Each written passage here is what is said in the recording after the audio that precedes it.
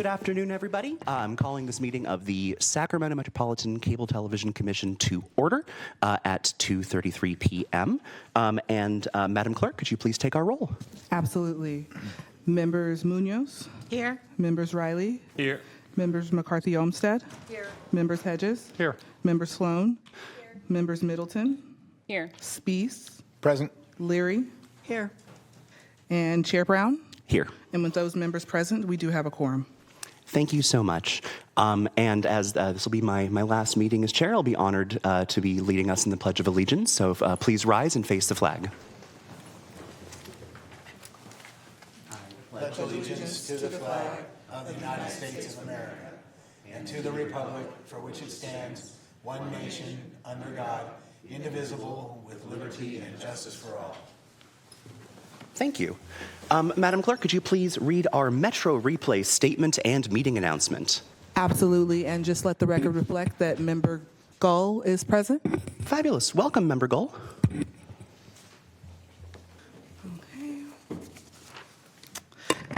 This meeting of the Sacramento Metropolitan Cable Television Commission is cablecast live on Metro Cable 14, the local government affairs channel on the Comcast and DirecTV Uverse cable system. The meeting is closed captioned and live streamed at metro14live.saccounty.gov and will replay Saturday, March 7th at 3 p.m. on Metro Cable on Channel 14. This meeting can also be viewed at youtube.com/MetroCable14. The Commission fosters public engagement during the meeting and encourages public participation, civility, and the use of courteous language. To make a comment in person, please fill out a speaker request form and hand it to clerk staff. The chairperson will open the public comments for each agenda item and direct the clerk to call the name of each speaker. When the clerk calls your name, please come to the podium and make your comment. You may send written comments by email to boardclerk@saccounty.gov, and your comment will be routed to the board and filed in the record. And that concludes the announcements. Thank you so much, Madam Clerk. Moving right along to item 1, Madam, do we have any public comments relating to matters not on the posted agenda? I have not received any public comments for this item. Fabulous, thank you. Moving directly into item 2, which is on our consent calendar, along with item 3. Do we have any public comments on those items? We have not received any public comments for that item. Wonderful. Do I hear a motion to pass the consent calendar? Move consent. Oh, who is that? Move consent. Thank you. We have a motion. Do I have a second? Second. Okay. Is there any discussion on the consent calendar before we proceed to a vote? Hearing none. And who was our second? Leary, thank you. Please go ahead and indicate your votes.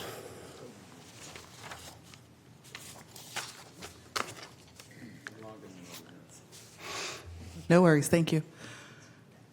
And also let the record reflect that Member Dickinson is present as well. Welcome, Member Dickinson. Thank you. And with all those members present, that item passes with a yes vote. Thank you so much. Moving quickly along into item 4, which is the election of the 2026 Commission Chairperson and Vice Chairperson. Madam Clerk, do we have any public comments? We have not received any public comments for this item. Thank you so much. And before I open the floor for a motion, I do want to take a very brief moment of personal privilege and let folks know that I will not be seeking re-election as the chairperson of this board. I have so deeply enjoyed the slightly over 5 years I have now spent as a member of this commission, helping guide our policy and our strategy and ensuring that we have the resources to continue doing what we're doing as long as possible. And it has been really an immense honor to be given the responsibility of holding the gavel. It's pretty fun. I recommend it. I love this hammer. And while it has been an absolute pleasure, unfortunately, a potential pending conflict of interest later in my year has precluded my continued involvement on the commission, and in the interest of ensuring that no ethical lines are blurred, I will be stepping down as a representative for Councilmember Maple after this meeting. And I want to really thank my fellow commissioners. I want to thank our licensees and the public who have made this an overall enjoyable, though sometimes interesting, role. And with that, I thank you all very much, and I see that Director Hedges has a motion. Thank you. I'd like to nominate Councilmember Spies for chairperson. We have a nomination. Is there a second? We don't need one, it turns out. In that case, is there any discussion on the motion? He does seem fairly qualified to me. Well, thank you. I appreciate your confidence, good sir. Do you accept the nomination? I would accept the nomination. All right. Any And further? Yes. Chair, can we also add vice chair into that vote as well? Does it need to be a motion for chair and vice chair in a single item? Let's do them separately. Thank you. Fabulous. So we'll take the motion on the floor, which is to elect Director Spies as our next chairperson. Is there any discussion before proceeding to a vote? Anyone want to say any nice things about him? Give me another year, then we'll see if they have anything nice to say. In that case, we'll go ahead and proceed to a vote. A motion on the floor.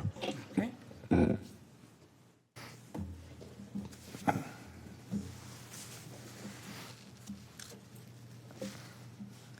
And with all the members present, Chair Spies, or my apologies, Member Spies abstaining, and that vote does pass. All right. Congratulations, Mr. Chair. Thank you. Come on. Thank you. Madam Clerk, do I hand him the gavel now, or do we have the vice chair election? Wait a Let's minute, you have the said you were vice enjoying chair it. election. We can proceed to the vice chair election? Yes, please. In that case, are there any nominations for a vice chairperson of this board? I would like to nominate Councilmember Middleton. Councilmember, do you accept? I accept. All right, we have an acceptance. Thank you so much. Is there any discussion on the motion for a vice chairperson? Seeing none, we'll proceed to a vote.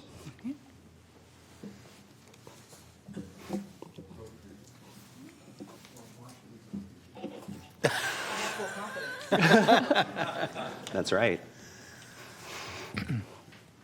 And still waiting on a couple of voters. Do I need to make a pitch? No. No. Somebody hasn't voted? Yes. Madam Clerk, who hasn't voted? We have member Munoz, Brown, and McCarthy-Olmsted. Let me definitely read- voted, let I promise. Okay, so we're gonna. I'm not just a holdout, Portia, I right. promise. Let's try that again.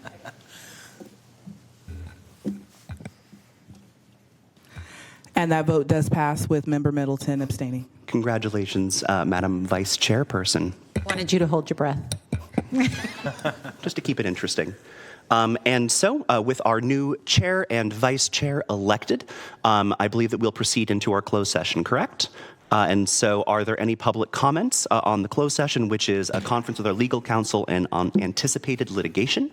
Do we have any public comments? We have not received any public comments for this item. All right. And so, in that case, we will head into closed session. Awesome.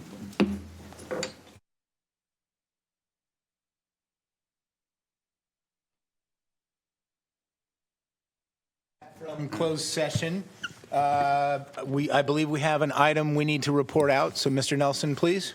Thank you, Chair. In closed session, the Commission unanimously approved a settlement agreement with the Sacramento Community Cable Foundation, commonly known as Access Sacramento, regarding the return of retained PEG funds for prior fiscal years. Staff appreciates Access Sacramento's efforts to amicably resolve this issue. Thank you. All right. Thank you, Mr. Nelson. Let's next then move on to, I believe, item number 6, correct? Item number 6. Hang on a second. This is what I get for being ill-prepared. Yes, item number 6. Do we have any public comment on 6? So we have a quick presentation from Atrium 916. They completed their project, and she's going to report out on that really quickly. And then we're going to put a poster up, and she might want to talk about that for a minute, about an upcoming premiere. Can I call it a premiere? Great. Thank you. Perfect. Thank you. Hi, my name is... Yeah, perfect. Hi, my name is Shira Lane. I'm with Atrium 916. We're a creative innovation center for sustainability, and I want to thank this board here that we have completed this project, and we're very, very excited that it's going to air on March 14th on Metro 14, all the episodes, but on Friday, March 13th, at 6 p.m. at Aggie Square. We're going to be airing 2 of the episodes and having a red carpet event with free food and drink. So please come. Please share with your community. It is free. And there should be a poster up there, and hopefully there will be in just a bit. And I just wanted to thank you for your patience and kindness as we work through this. This is a project long in the making. And we also have Cal Recycle will be attending, and we have a lot of jurisdictions and schools that are very excited to promote this project. So thank you. If you have any questions. Thank you very much. Is there any questions from the board? No questions? Perfect. Well, we will be looking for, I'll get this afterwards so I can see what date it is. Please, Friday, March 13th at Aggie Square at 6 o'clock. Friday, March 13th. Okay. Thank you you very much. Okay, we will now have our next item number 7. So we have 3 presentations from grant recipients. The first one is going to be from American River Parkway. And I believe we have a short video that goes along with this. Do you want it played first, or would you like to make a few comments first? You can play it first. Great. Our show is your guide to explore, learn, and connect with this incredible local treasure.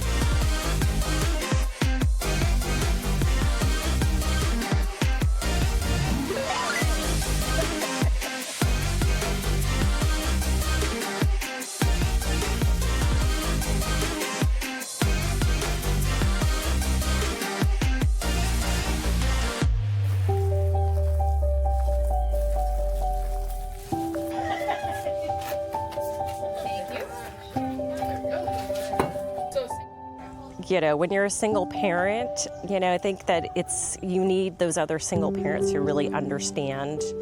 It's just nice to kind of find a group of people where you really feel like you fit in and you belong. So it's been pretty amazing for us to find this group. We've never been here before, and I don't think I would have even known it was here. Stay tuned. You won't want to miss a moment.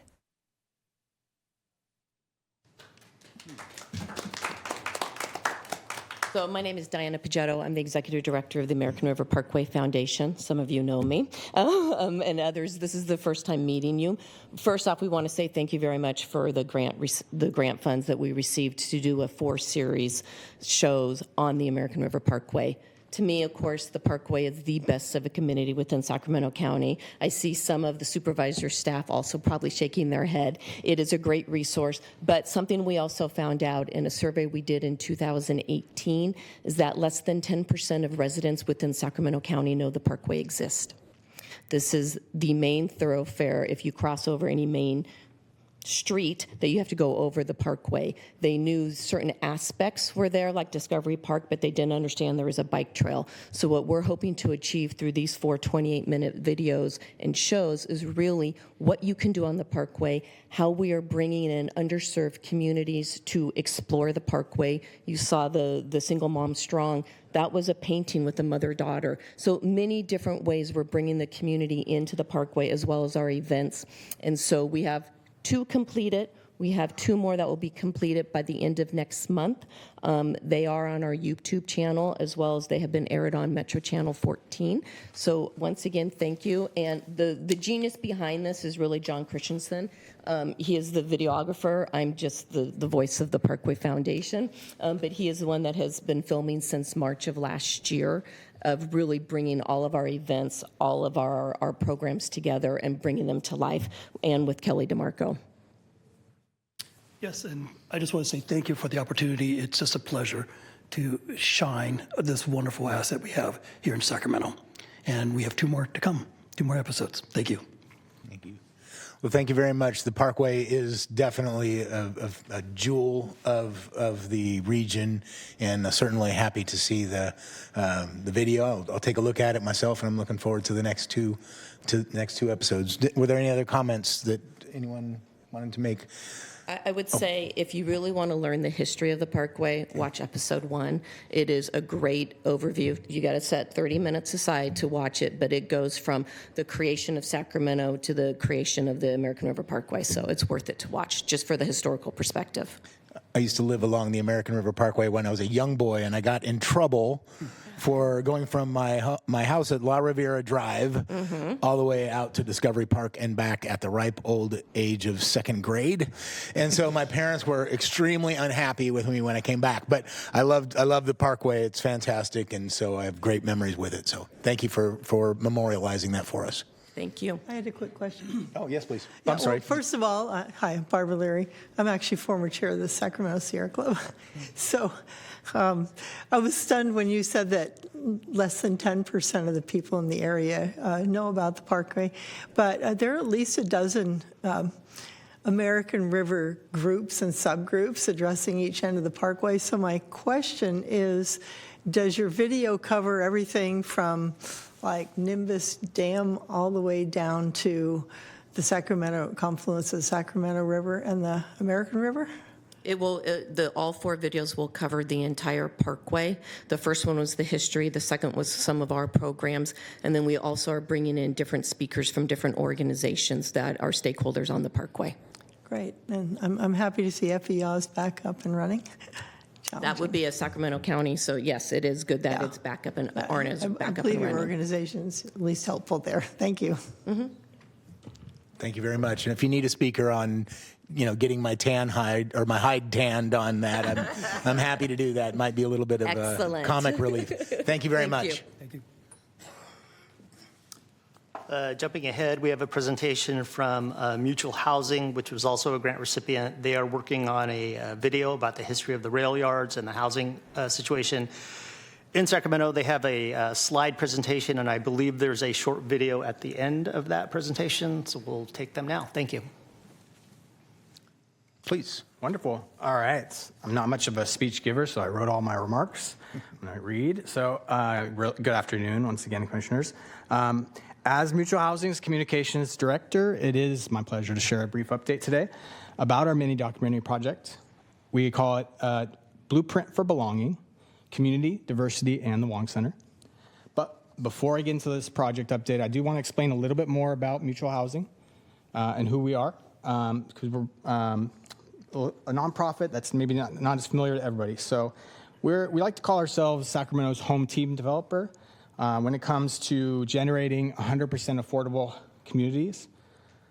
We've preserved or created nearly 25 properties in Sacramento and Yolo counties over the last 4 decades. And now we're serving over 1,400 households with over 200 of those units dedicated to seniors. Our mission is to develop, manage, and support sustainable, affordable housing where residents are partners in advancing equitable communities. And we're set to open 3 additional communities just this next year, all 100% affordable housing here in Sacramento. You may have driven past the big red crane and seen it from Highway 50 recently at 8th and R, our biggest project yet, Monarch. Our team is also launching into a 6-project pipeline where we're going to utilize factory-built housing. We're going to change the game in terms of housing development and using that tactic across all 6 projects, over 600 units. So we're excited, and I really can't wait for the community to learn more about that specific initiative because it's going to fundamentally shift how the quality of affordable housing that we're developing and is getting developed across the state hopefully gets done more efficiently over the long haul and results in housing many more people more efficiently. I really am excited to just be able to share this. We're actually having a premiere coming up March 16th. Going to have it at Guild Theater. So the Wong Center, which is focus of this mini documentary, was opened in October 2024 and is now home to over 150 households with residents 55 plus, and all representing the wide spectrum of the aging population. The rents are set at tax credit regulatory levels for households earning between 40 to 60% area median income. And this idea to produce a mini documentary around it was really kind of born from water cooler talk around the office. We really looked at this project as it was still in the pipeline stage and just started thinking about all the historical significance with the land, that it was going to be occupying and in serving seniors, so their own stories, combined with the Wong family group who had partnered with us to help this project come to fruition. And we just realized it was too much for us to try to pass up and let that moment pass. So we kind of played around with different ideas. Ultimately, we landed on a format of a mini documentary. We also considered recording oral histories, and that could be another project down the line. So once we landed on this documentary project, we started seeking out grant partners, and that's when we obviously identified this commission as such a generous partner. And really, to close, long term, we really hope that this inspires others to build the types of partnerships that we've been building these last 4 decades to get these communities built. And that it really inspires folks to think bigger and think about ways that they can either advocate at the local level or just have generative ideas, generative conversations that may spark other partner groups in the community to think outside the box and look for agencies such as Mutual Housing California to dream big and come up with more of these communities. One of the slides coming up at the end will have information about our premiere. We really hope that we could see many of you there. And with that, at the tail end of the slides, there should be a video teaser clip. Right here. There we go. If you want to go through your slides.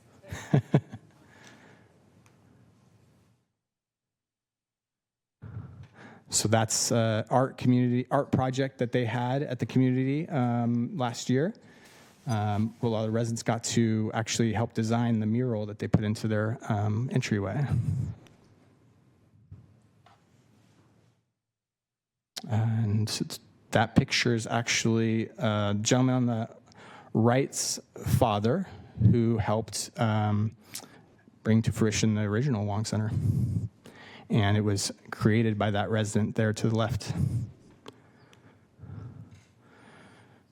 Within the community, they also have a wall that's dedicated to a little bit of a history timeline as part of their community art. And I did want to also mention some of our project partners include Iman Bray and Associates and William Etc. Productions, helping to bring this to life.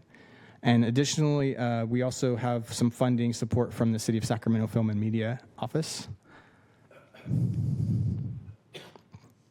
And again, this is just really a way to leverage the power of our resident stories. All right. Try that one more time. We, the Wong Center, believe everyone deserves a safe and affordable place to call home.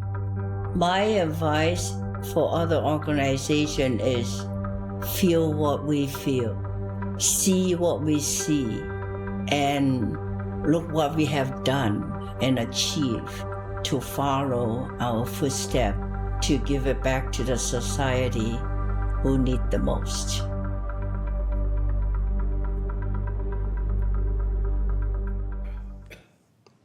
And again, those that might be interested, feel free to scan this little QR code, get the ticket information. And with that, that's my update. We are hoping to we do intend to air this through the cable channel, and we're looking at other public media outlets to partner with as well in the near term. Long term, looking to partner with organizations to also host community screenings in not just the Sacramento region, but hopefully beyond. Fantastic. Do I have any comments from any members? No? I want to thank you very much. I appreciate it. I mean, affordable housing is a very important topic, very, constantly on our minds here, not just across California, certainly here at home and, in I think pretty much every jurisdiction that we have representing here. So I want to thank you for that. I want also like to thank the Wong family for the project and for their contributions. And so I'll take a look and see if my calendar can fit, and I'd like to come out and see. So Thank you very much. Yeah. Mr. Ayala. I think we're ready to move on to number 8. I thought we had 3. I'm sorry. You're right. Thank you for reminding me. We have a video from SAC Geeks. They're not here today, but they submitted, I think, what will be the intro to their upcoming video series. And so here's a quick synopsis of what they're working on. Thank you. Just your ability to make something out of nothing.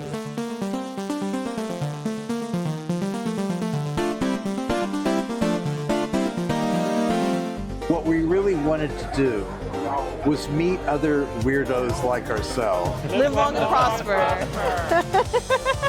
I had camouflage shoes, and the hicks in my town thought that was just an invite to beat that kid up. And they did. I'm not supposed to do this. I'm Asian.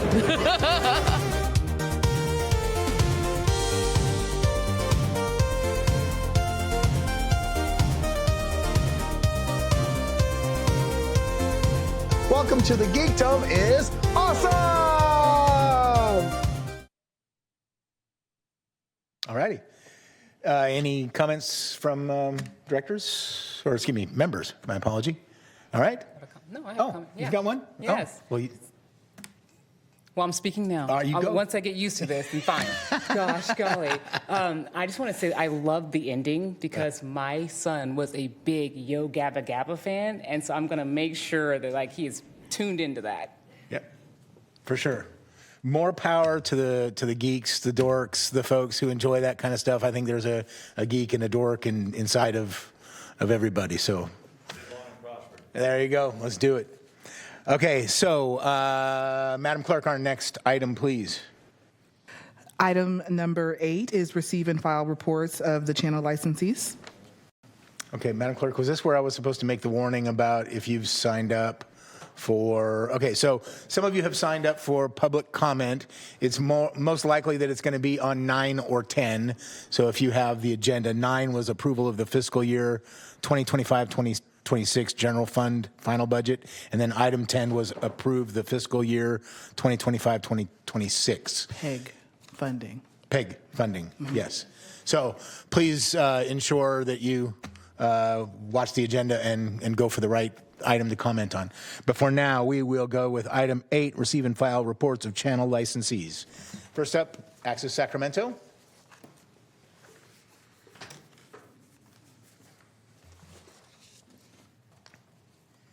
Good afternoon, everyone. My name is Sue Buskey, and I'm a new member of the Access Sacramento Board.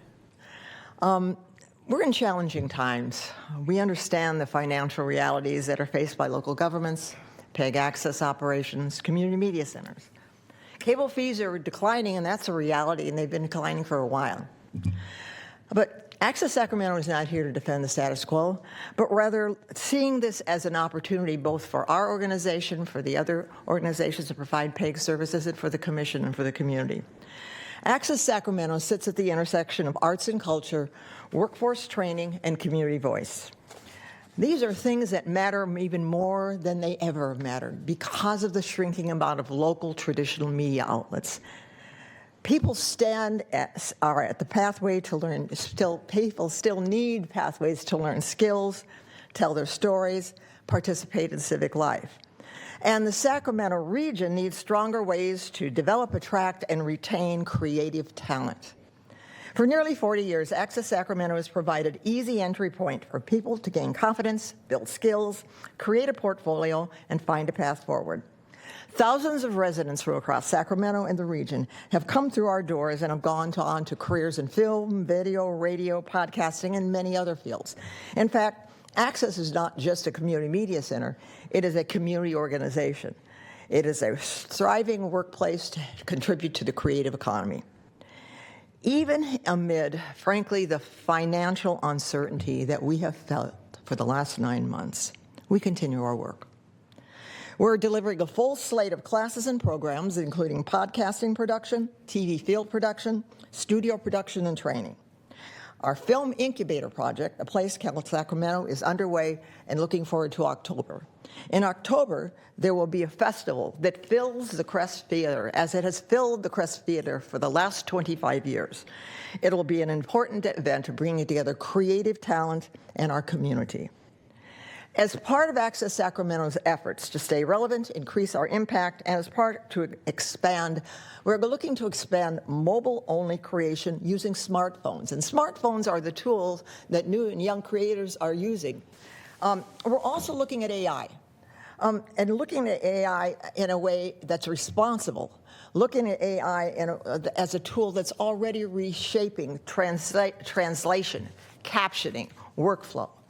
We want to prepare people for the media environment that exists today, not the one that used to exist. So now let me turn to what we're doing internally to support the mission and make it sustainable. First, our leadership. I'm pleased to announce that Joe Barr started as our new executive director this week.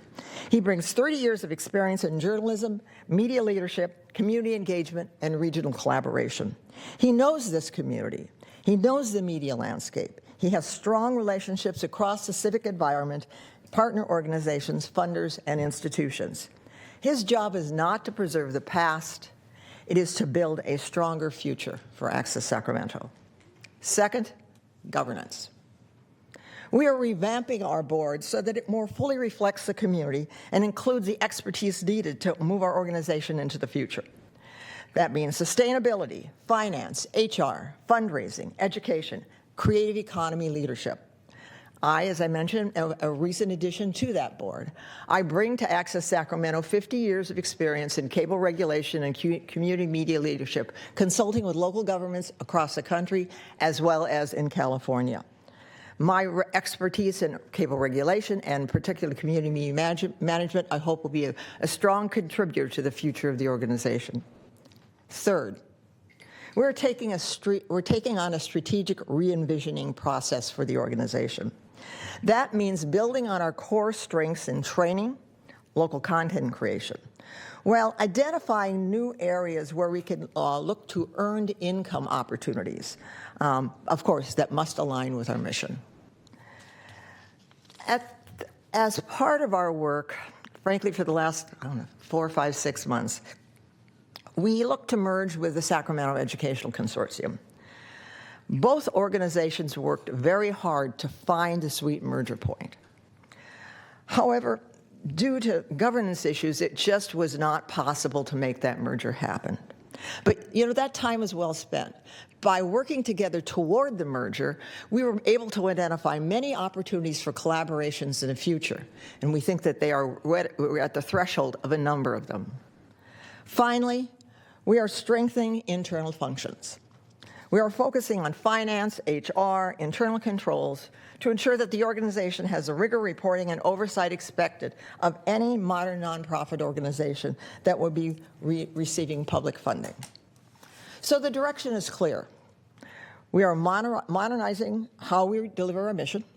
We are aligning more closely with the region's creative economy. We are strengthening governance, and identifying and implementing revenue-generating services and projects while staying true to our mission. That's why we are asking for full funding as we carry out this transition responsibly. Cutting at this time will not create efficiency. It will collapse the organization and the opportunities that I just laid out. It will remove the runway necessary for organizations like Access Sacramento to move forward into a new form of organization and support. It will make it harder to modernize, harder to diversify revenue, and harder to deliver value to the community. We understand the financial pressure. I, in particular, understand it as I advise local governments all over the country around these matters. But we should take advantage of the opportunity. We shouldn't miss the opportunity that this struggle provides to us.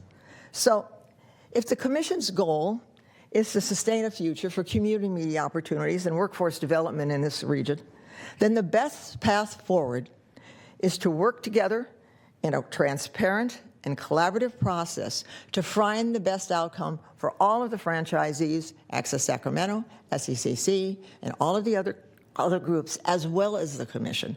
And with that, I would like to have queued up a video that will show about what Access Sacramento has been doing.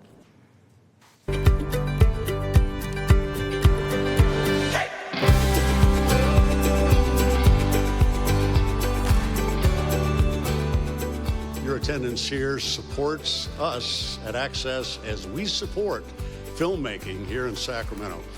That's some kind of testament, I think, to the longevity of this festival. Is a real testament to the dedication and the creative vision of our aspiring filmmakers.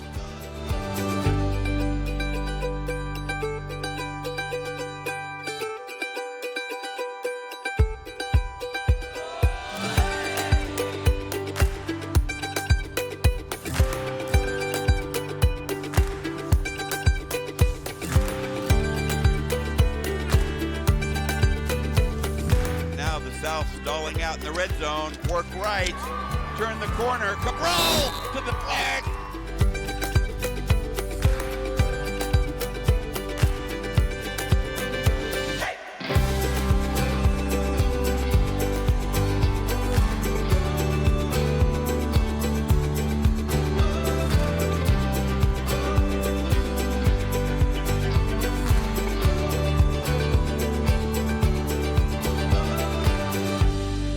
We're your local nonprofit community media center.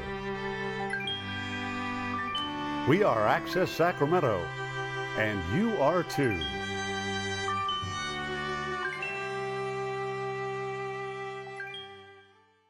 And with that, I end our report. Thank you, Ms. Busley. Did we have any questions or comments for Ms. Busley? Okay. Well, thank you very much, Ms. Busley. We appreciate it. Busky, my apologies. My handwriting is horrible. Busky, I apologize. And so next we would have PBS, KVIE. Mr. Lowe, please. Mr. newly elected chair and commissioners, thank you for the opportunity to speak. David Lowe, President and General Manager with KVIE. In the aftermath of the loss of federal funding, KVIE continues to deliver strong public media service across Sacramento County and beyond. We recently launched the KVIE News Minute, which airs on television right before the news hour, and then a few more times in prime time. We're also now 6 months into the launch of Abridged, our nonprofit local newsroom. Engagement's been strong. It's expanded our public service beyond broadcast into a daily digital relationship with our community. Our metrics are already well above standard industry benchmarks. We continue to produce for television as well. We're working on a pilot for a monthly in-depth wrap-up of local news that matters, and we're seeking funding for that as a series. For programming, we still present the best from PBS, and we remain the region's largest preschool for all of the kids. Families rely on us daily for safe educational content, including educational games tied to curriculum standards by age. Nationally, KVIE remains one of the top 10 most watched PBS stations in the country, reflecting both our local relevance and disciplined operations. We continue to plan our future and operate at a time when the broader financial environment remains challenging. Federal funding may not ever return. Inflationary pressures through rising vendor cost, wages, and more affect us daily. And the PEG funding we've received for decades is uncertain. I want to acknowledge something that has been made very clear in recent conversations. The Commission views the government channel as essential for transparency and public access to local decision-making. I want to say directly that KVIE supports that mission. Government transparency matters, and we respect the Commission's commitment to maintaining that service. But the PEG framework was never designed to be government only. It was designed to support public, educational, and government access together, each serving different parts of the community. For decades, the Commission has operated under that balanced model. KVIE, Access Sacramento, SECC, and more recently SacLife TV have all built services around that structure. Our organizations hired staff, built facilities, and delivered programming to this community with the understanding that PEG access included multiple voices. We also fully understand the financial pressures the Commission's facing. Cable subscriptions are declining and the revenue pool is shrinking. That reality affects all of us. We're not asking to be insulated from that change. What we are asking is that the response to declining revenue not be the elimination of the public and educational components of PEG entirely. There is a meaningful difference between shared reduction and complete removal. Shared reduction acknowledges fiscal reality while preserving the broader public benefit that PEG was created to provide. Complete removal fundamentally changes the nature of this program. The services delivered by independent PEG licensees are not redundant with government broadcasting. They provide educational programming, community storytelling, youth media training, and cultural coverage that government channels do not and cannot provide. Removing those voices would narrow the ecosystem of community media in Sacramento County at a time when local journalism and civic engagement are already under strain. So our request is simple. As you make difficult budget decisions, please preserve a pathway for continued participation by the public and educational licensees that have been part of this program for decades. Adjust the funding if necessary, reduce it proportionately if necessary, but please do not eliminate the partners who have helped build this system. That balanced approach protects government transparency while still honoring the broader public purpose of PEG access. Thank you for your consideration. Awesome. Thank you, Mr. Lowe. If you'd hang on one quick second. Director Sloan. I just wanted to thank you for your perspective today. That was very insightful, and ask if you could provide us your comments in writing. I'd like to reflect on them further. I'd be happy to do so. Anyone else? Okay. Before you leave, I do have to put in a small plug, of course, for abridged. Abridged. Please take a look at Abridged. It's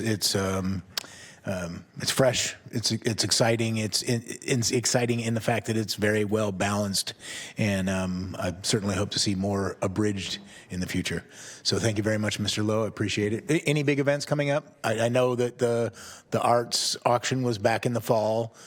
Art auction's coming. We have a speaker series, so there's always events there. Michael Pollan's coming. There are still some tickets available for that. We have Richard Glazier live in studio for concerts, so if you like Gershwin, he's your guy, but all kinds of events all the time. Okay. kvie.org/events. Okay. Thank you, sir.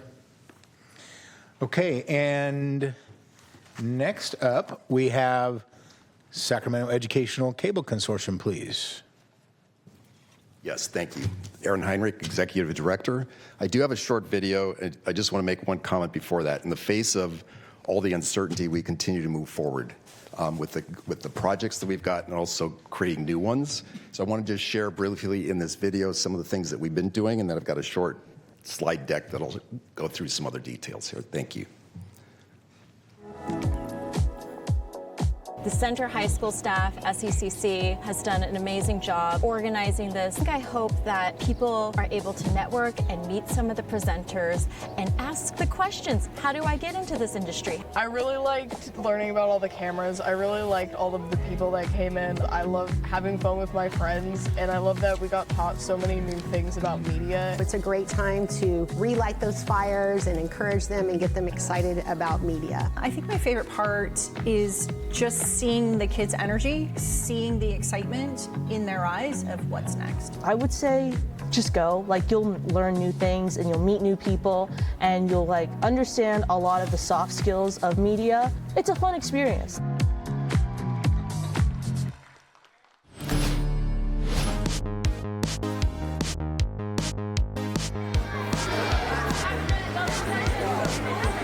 Hello and welcome to the second annual 2025 Fall Esports Tournament right here in the Thomas Unified School District. Today's contestants will be competing in Super Smash Bros. Kirby is really holding his own as this time is running out. Red team, congratulations. So what was your winning strategy for this time?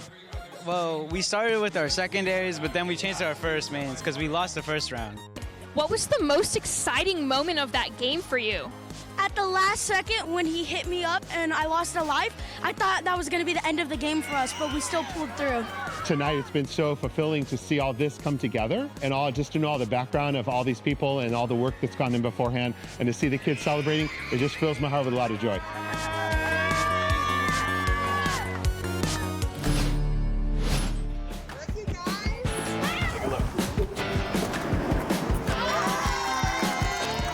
Today, we are partnering with SECC in their kind gesture of delivering to us this mobile TV studio. I really want to thank SECC because I wouldn't have my program without them. From the moment I started, when I had no clue what I was doing, they came in and brought all of the equipment that we use and made it possible for me to turn one media class into 4. Thank you, SECC. Thank you, SECC. Thank you, SECC, for the mobile cart.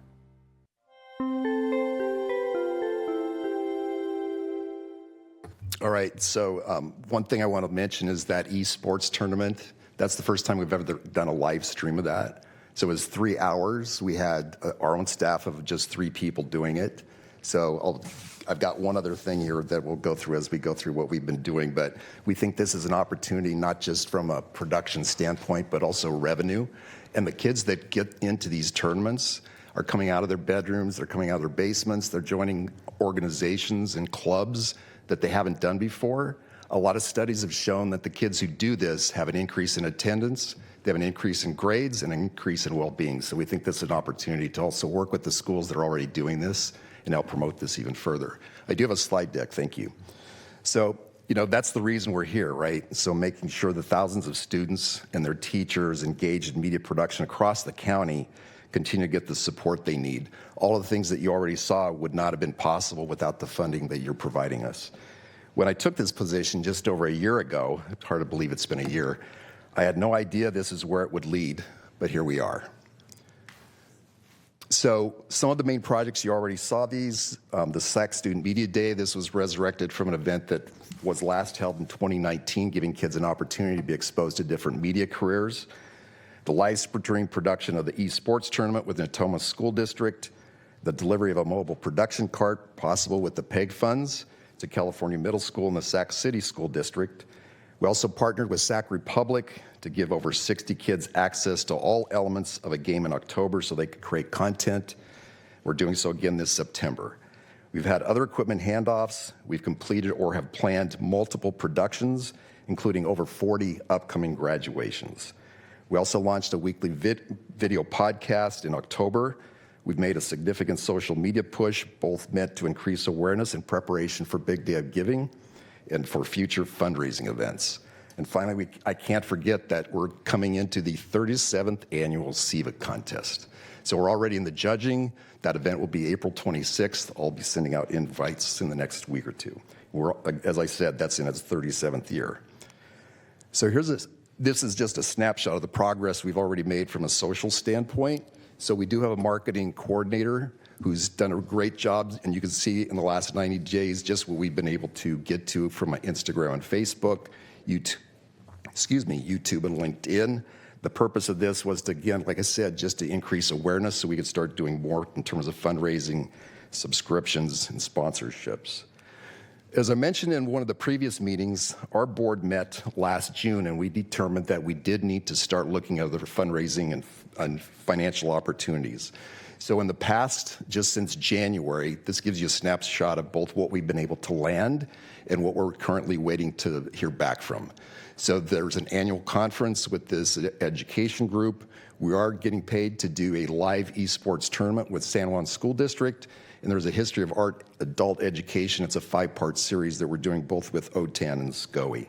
We've applied. We're one of 3 being considered for this $180,000 project. For pre-K assessment, we've applied for 3 different grants to be able to start a summer media and visual art camps for underprivileged students. And then there's the big idea. So we're taking over the game of the week and looking at pursuing a streaming high school sports network. I'm already starting to meet with athletic directors to get their ideas, to get their buy-in on this. I've got a meeting next week with the athletic director for Folsom Cordova, meeting with the athletic director for San Juan, and another with Natomas. And this is modeled quite a bit after our counterpart in Maryland, who's done this same thing and created a revenue stream around subscription base. So he's been able to pull at least one school district in and start streaming all the sports in that school district from JV up through high school. So that's the big idea. I know I've run out of time. I hope by the next June meeting, I'll have more to say about that and some other things. Thank you. Yes. Thank you, Mr. Heinrich. Do I have any directors with comments? All right. All right. Oh, I'm sorry. My apologies. No problem. Yeah. I'm a little slow on the draw. She's got to give me a punch or something. Thanks for the presentation. You didn't mention the Twin Rivers District in your recitation of districts, so I want to make sure that you connect with them as well. Yes, Because sure. really the best football team in the Sacramento region is at Grant High School, as we all know. So. The Folsom people might have something to say about that, but yes. Thank you. Nope. Thank you. All right, thanks. Director Riley. Yeah, I just wanted to add and just say appreciate the work you've done to really go out there and, see what's coming, diversify the income streams. I love the idea of the sports streaming network. I think that's something that's out of the box, and especially in Sacramento, we have some of the top sports teams in the state, basketball, football. There's a lot of big ones, and there's a lot more demand to watch that kind of content. So appreciate the forward thinking there and the effort. Absolutely. Thank you. All right. And then I think we've got everybody. So what was the date on SEVA 2026? Did you tell me? Did you say? Oh, the April 26th? Is it April 26th? Yeah, that's for the SEVA. SEVA Awards? Yep. It's 3 to 6, so we moved it to late afternoon, and it's still at the same place, Hiram Johnson Auditorium. Yeah. Got it. Yeah, we'll be sending invites too. Thank you. Well, and I've told people this a year or so ago. If you haven't had the opportunity to go, you absolutely do. You should. It's a fantastic event. So it's really fun. So yeah, thank you, Kim. Thank you very much, sir. Thank you. Appreciate you. And next we have Sacramento Live TV. Come on up. Thank you. First of all, Chair Spees, you came in today, and a couple of us up here, even a couple of GMs here, didn't know who you were because you shaved your beard off. We had to wait till you sat down to know who you were. It's the witness protection program, sir. Very good, very good. But thanks for outing me. Thank you. So SAC Live TV, General Manager Ron Herman here. As you know, for the last 2 years, you've granted us funds, and before that, we were kind of on our own. So we have our feet wet knowing how to raise our own funds for eternal operational costs. But in terms of working on productions, you've granted us the monies 2 years to do that, and I'd like to present to you what we've been doing with that money, just a little sizzle reel of what a couple of productions we've been doing. Welcome to the Sac Life Music Spotlight, where we bring you some of Sacramento's amazing music artists at unique performance locations throughout the Sacramento region. This episode is brought to you by Sac Life. Stay tuned for more of these remarkable performances, and make sure you follow us on social media and YouTube. And remember to visit saclife.tv. Hi, I'm Darren Flagg. Welcome to the Crocker Art Museum, and with my accompanist, Christina Stanescu, we are performing today a recital for you.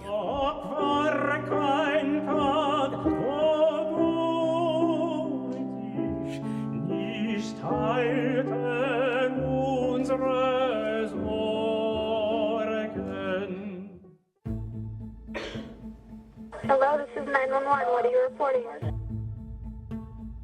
There's 2 dead people in this house. I have no idea what happened. Okay, is it your house? It was a brutal murder. Yeah, there's 2 dead people in the house. What do you mean there's 2 dead people in the house? Tell me what happened. My son and his father. Somebody's come in here and killed them. And I really feel somebody knows something about this case that could help me determine a motive and identify a suspect.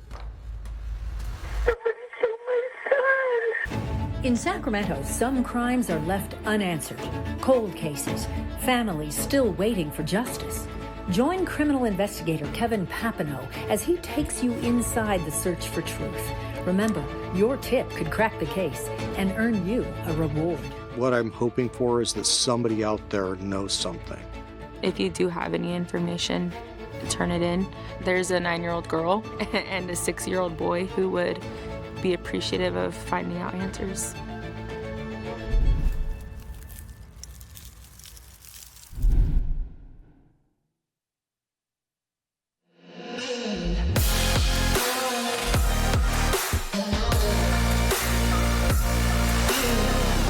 Hello, Sacramento. I'm your host, Ashley McDougall, and this is Sacramento Life Community Spotlight, this month featuring Weave in Sacramento. So come with me and let's explore the organization and how you can connect with it.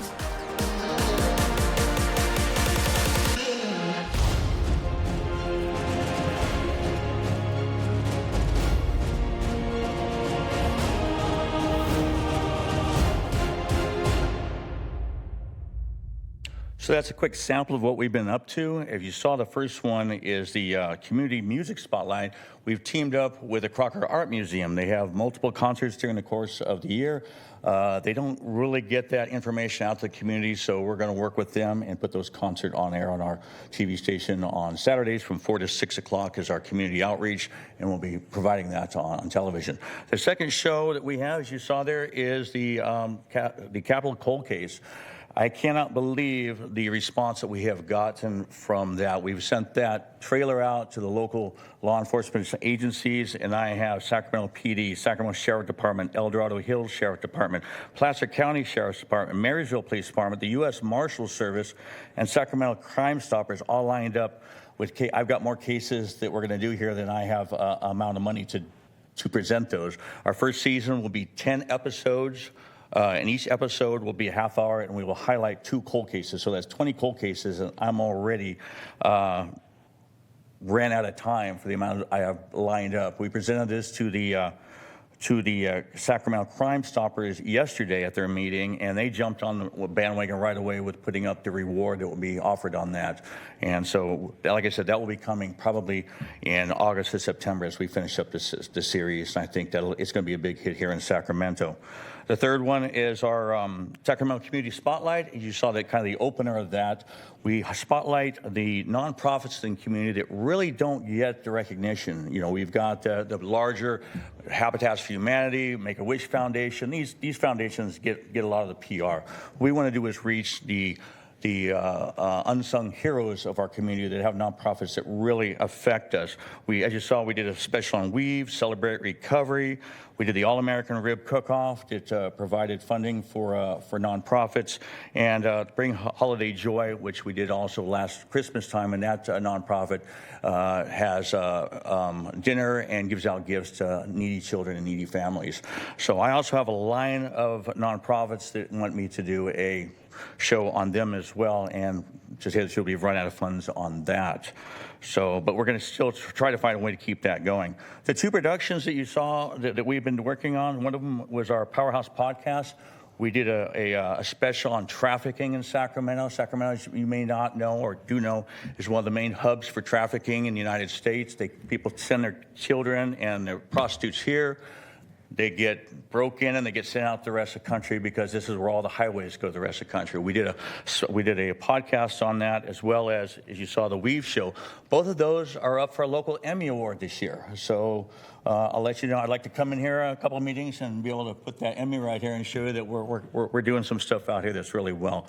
In terms of the operations of the station, because we have operated without the help of the Cable Commission for so many years, in terms of internally, we've been able to basically fund ourselves, and that's not going to stop. We're going to continue to do that. So as much as I enjoy and could use the money from the Cable Commission, and still would like to see that continue, because that's what goes to these productions and what the community sees. But internally, we'll continue to move on. I'm working, as I've moved back in the position from general manager to more a supporting role, as I've let Owen, my producer, kind of start taking the lead on this. And my job this year, because the situation financially, is going to be fundraising. I think the biggest cause of us not getting funded outside the Cable Commission is marketing. My job this year is going to raise money so that we can hire a marketing company to put productions like this and trailers like this out to the community via radio ads, via television ads on our local ABC, CBS, and NBC affiliates, as well as hire a social media company to get our trailers out to social media and see if we can't get some movement in terms of more viewership and more sponsors through corporate sponsors in the community to help the station out. Any questions?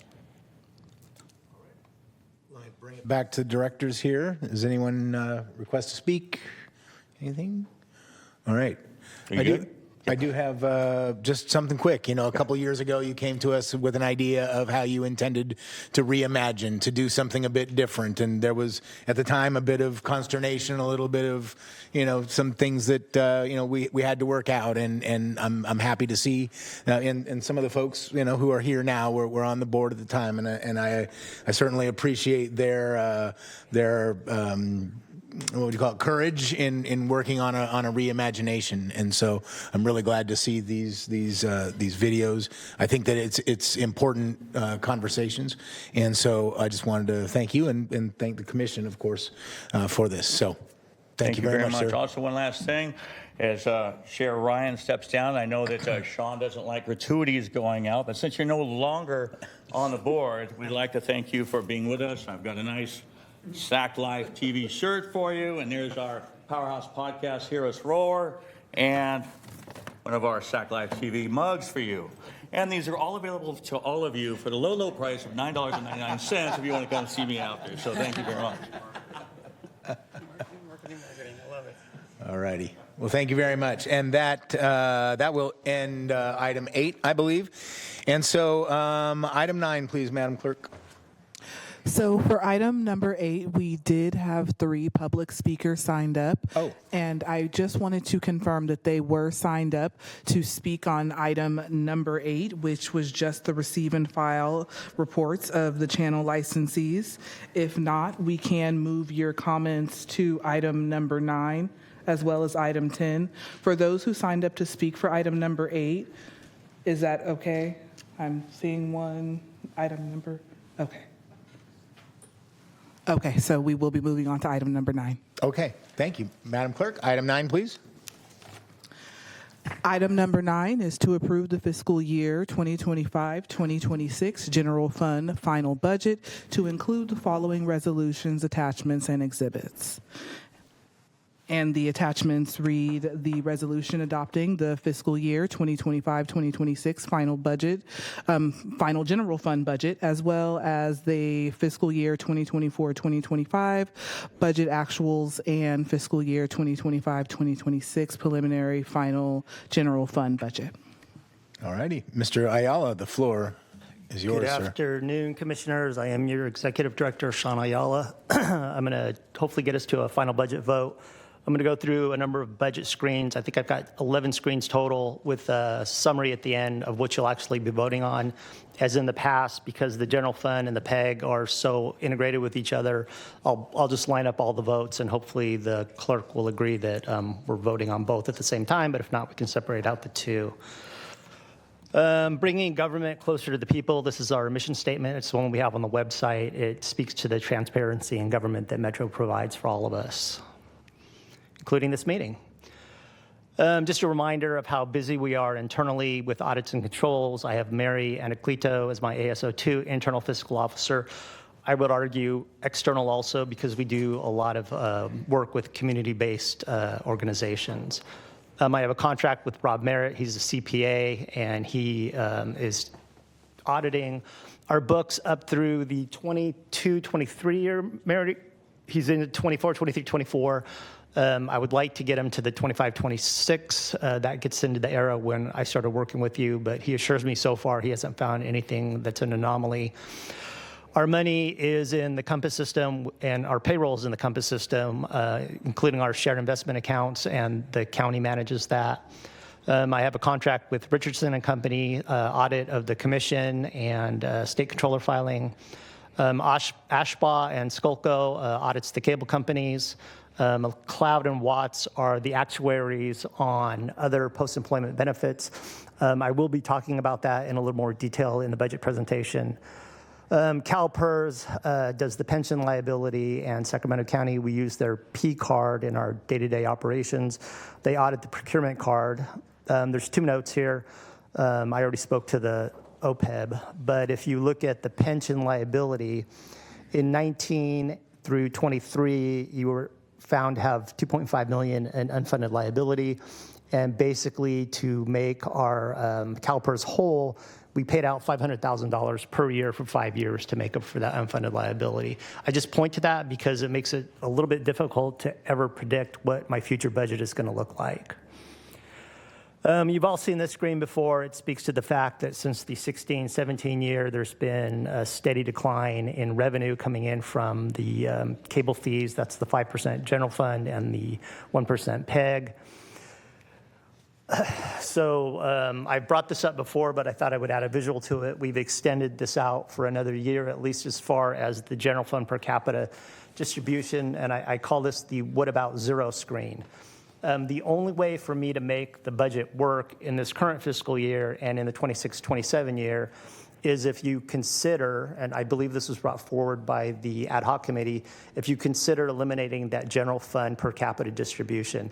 There isn't going to be a lot of money left at the end of this year. Previously, it had been 5.8. In reality, 6.3 is what had been budgeted for, and so I took money out of cash reserves to make you whole at 6.3.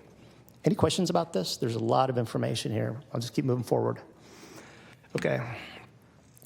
PEG fund, actuals. So this ignores the fact that there is going to be some return money, and it sort of ignores the fact that there is likely to be, with the 1% PEG, related to cable fees, probably about 1.2 to 1.4 million. If you look at actuals right now, moment in time, I have 2.5 available cash. The member agencies have about 2.4 in projects outstanding. If we move forward with another full quarter of funding for the channel licensees, that'll be another $243,000 against this. That comes out to the almost 2.7, and you're actually into a negative PEG number. I don't think we'll get there. I think between the money that's coming back and the delay in member agencies getting their projects done, it creates an illusion that there's more money in that account than there really is. I guess what I would point out about this is I'm going to ask for a vote today to possibly spend down reserves. I don't think I'll have to get there, but I'd rather not come back to the commission in the June meeting short dollars for the PEG distribution. So I will ask to access the reserve funds. Total PEG projects this year were about 3.9 million. And in the coming year, I expect to have about 2.2 million in that account. So there is no longer enough money to pay for all the PEG projects. And so when we send out the request for funding, we'll be working with the JPA members and the channel licensees on prioritizing. There will not be enough money to pay for everything. So what happens when there's not enough money to pay for everything? So in the JPA funding contract language, it basically says if you have unfinished projects from prior years, those projects kind of go to the front of the line for priority funding. And then in the funding agreement for the channel licensees, it says if there's not enough funding for all of their projects, they go into a pro rata share of available funds. And I think we're at that point. So imagine for a minute that I have hypothetically $1 million in requests from the channel licensees, and there's only 500,000, then they would effectively get 50% of what they asked for, subject to that cash being available. It just depends on what the money comes in at during the next fiscal year. Any questions about this? Okay. Just real quick, I'm guessing if that's kind of how we're going about it, you are going to run into issues of, okay, if you can only pay for half the project, they don't have the money to pay for the other half of the project, so that means the project isn't going to be viable. Is that something you'll work with the licensees on request to kind of try and prioritize? Because you can easily see how, like I said, they might not have the money to complete the project if they're only getting 50%. Understood, and usually there's more than just one project. It's a series of projects, and so what I would have my production team do is work with them on what the priorities are, and certainly with the JPA members, working with my production team on the technology usually that's added during the coming fiscal year with regards to PEG. And once again, prioritizing. I think you're speaking a little bit to another issue that's coming up too, is if members are going to be reluctant to start projects because they can't count on that funding to be available, that's where I want to encumber or at least reserve or isolate some of the PEG funds for the JPA members. The way it works right now is that the channel licensees get paid upfront in totality, and the JPA members don't get paid until their projects are completed. So that's I think that speaks to your point too, the reluctance to start projects, and that's why I want to make it clear that we plan on reserving funds for those JPA projects going forward, and per the contract language, they kind of go to the front of the line anyway. What I don't want at this point is for your audio-visual teams to be reluctant to start projects because they're afraid they might not get paid. There is money to pay right now, certainly through the end of the 26-27 fiscal year. But by the end of 27, you're probably going to have another negative year, and things are going to get really tight at that point. Okay.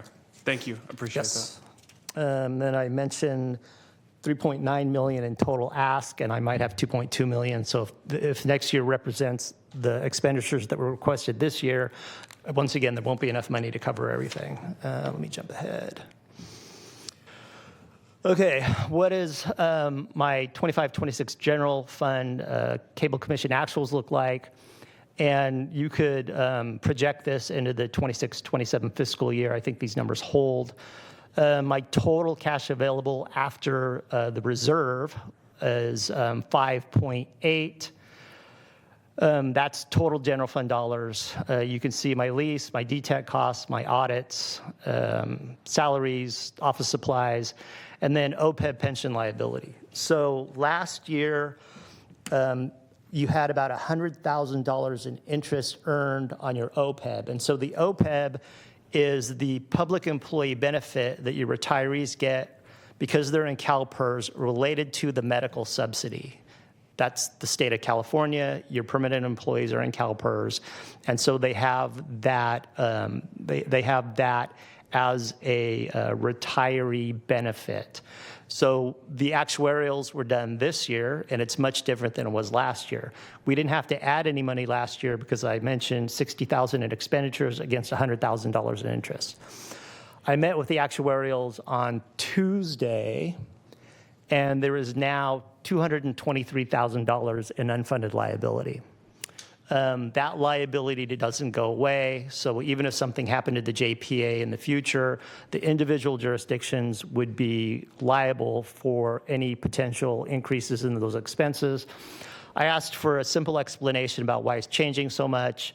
It has to do with Medi-Cal at a federal, Medicare at a federal level, and then just people are living longer, and then the unknown about medical expenditures and the rising cost of medical as we move forward. So they have to make predictions about what that looks like. And so this year, they told me there's a $223,000 unfunded liability, and it is my goal to get to the June meeting and basically fund that in one payment of $250,000. And then by the September meeting, whether or not there's unfunded liability or not, I plan on putting another $250,000 in there.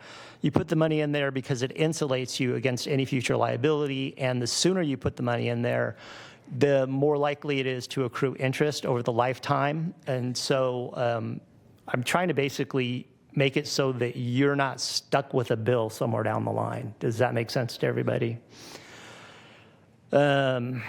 It was quite a difference from the last year to be, kind of have more than enough money to having not enough money this year. And then the last one is this audio description. Federal law requires us to have our website updated so that there's an audio component to it. $32,000 is on the low end. It could easily be 3 or 4 times that amount. We're in discussions right now with some vendors, and we hope to get that in place by April. Federal law requires that. Yes, sir. Can I put a quick pause for Director Dickinson, please? Thank you, Chair. And I'm sorry to interrupt your problem, presentation. I have to leave for another obligation, so I apologize for that. But I did want to make a quick comment before I left, and I have to say that I don't know if I'm chagrined or otherwise have an impression, and looking back at the list of chairs and vice chairs, that I chaired this commission in 1995. So that gives you a little bit of idea how long I've been around. I just wanted to briefly express to my colleagues that while I'm very cognizant of the decline in revenues that confront the commission and the work that the commission is trying to accomplish, certainly in the current year and in the budget year to come, and that's a discussion yet to be had by the commission as it formulates its 26-27 budget. I'm very supportive of full funding for the channel licensees, and certainly supporting Channel 14. In my experience, and I could speak at some length, but I will not do that in the interest of in everybody's interest. I have found the channel licensees to truly be an integral part of our efforts as a commission over time to foster communication with those who often are overlooked, left out, left behind in the normal course of the communication spectrum. And they reach people, I think, as has been demonstrated by the presentations that we've heard this afternoon, that often aren't the beneficiaries of those broader services on the spectrum, and they aren't the participants. And for anyone who's been to the SIVA Awards or experienced SECC or gone over to Access and been part of the work that they do, there's only one impression you can come away with, and that is how inclusive they are of elements of our community that otherwise often aren't seen and don't have a voice. So I think it's a fundamental and core part of what this commission was established to do and continues to do in its mission to support that kind of efforts in our community. And I appreciate you allowing me to take a little time, sort of out of order, to make that comment. And good luck to you. Understood. Thank you very much, Director Dickinson. Appreciate you. Mr. Ayala. Yes. Back at you. Okay, check my footnotes on this. Around $3.3 million costs per year to operate Cable Commission. I know the OPEB was a little bit of an unknown. I didn't know that until Tuesday when the actuaries updated me on that. If you look over at a quarter-over-quarter decrease, that's the 6.3 number. And if you look at the annual decrease, fourth quarter to fourth quarter, that's 14.4%. So best case scenario, you might be looking at around a 15% drop year over year. Worst case scenario, if that 6.3 holds, you might be looking at an annual 25-ish% reduction. I know that we want to sort of jump ahead and talk about the 26-27 budget and what that funding cycle looks like. But the reality is I'm waiting for that we call it the fourth quarter, it's not really the fourth quarter, the final annual cable franchise fees to come in, and then I might better be able to predict what the 26-27 year looks like. I just point out there are variables out there that I can't account for. There may be unfunded liability in CalPERS that may come up at some point, and certainly something like the OPEB liability came out of nowhere. So there's just unknowns, and of course the funding stream is an unknown also. I hope to get to preliminary budget in June and make some predictions. This fiscal year, we've kind of gone quarter by quarter. I'm not sure we get away from that in the near future, but I'll do my best to come up with some numbers for you at the preliminary budget in June. Okay, any questions about any of this? Okay, with Roger's points made and just a general discussion with some of the commissioners and some of the channel licensees. If you choose to move forward with a Q4 100% on the general fund, this is what it'll look like. It'll be the $136,128 distributed to the 4 channel licensees for a total of $185-ish for the year. And I'm aware that ad hoc recommended cutting. I've got a screen I can put up. If you want to entertain that discussion, I could put it on the overhead. I'm just putting this out there right now for just an overview of what's going on. PEG, Sac Life is the only entity that doesn't receive PEG. Total PEG this year is $992. I would predict that there is going to be that pro rata and the prioritization conversation for the 26-27 budget. Just a reminder on actuals right now, we're at -163. And so just be cognizant that it's hard to have 100% funding when you're already running a deficit this year. And I think that deficit will sharpen next year unless we start actuating some of the contract language about the restrictions around PEG funding. Okay, so the vote, general fund and PEG, if the commission chooses to, another quarter for the channel licensees on 100% of the general fund budget.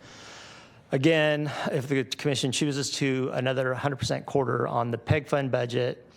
I'm asking you to vote to allow me to access PEG fund reserves.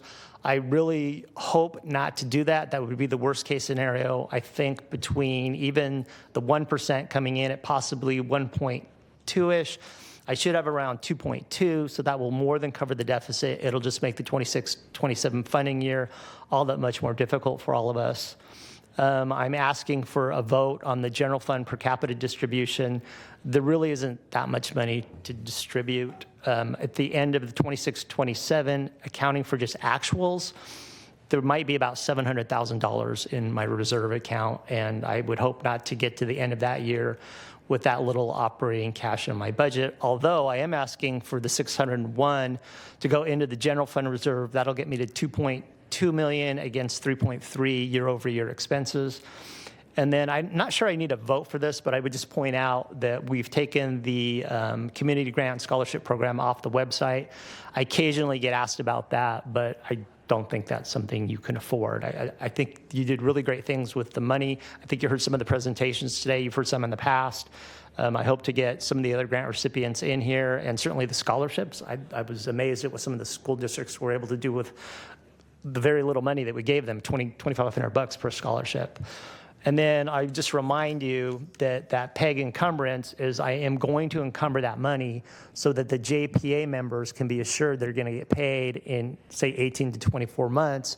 And so they shouldn't be reluctant to start their projects. That is accounted for in this budget. Please, any questions or anything else I can do to add clarity around this? It's a very dense presentation. Okay, thank you. Now is the time for public comment, right? Oh, you want? Okay, go ahead. Thank you very much. Yep. You made an offer to throw up on the screen the recommendations from the subcommittee. Can you quickly cover that?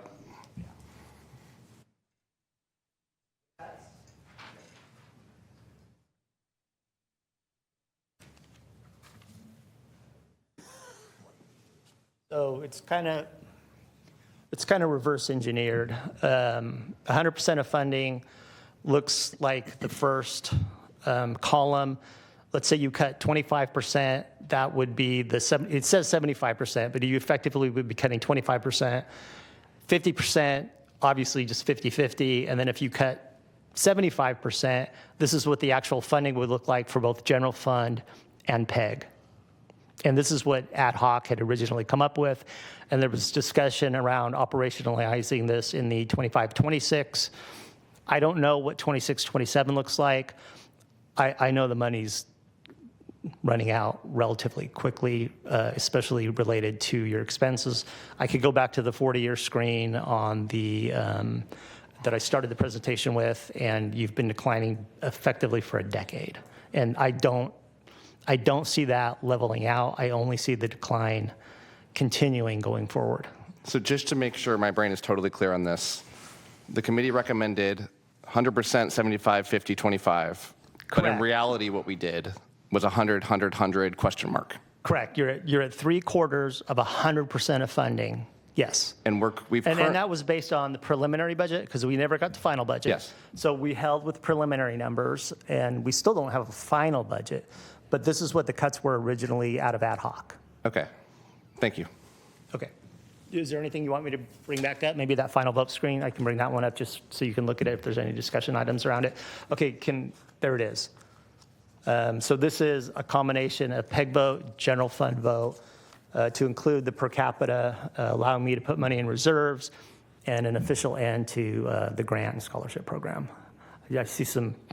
I'm thinking there's going to be some questions. Can you please. put the one with the actual numbers, the 100%? That one. This is PEG, and this is general fund at 100%.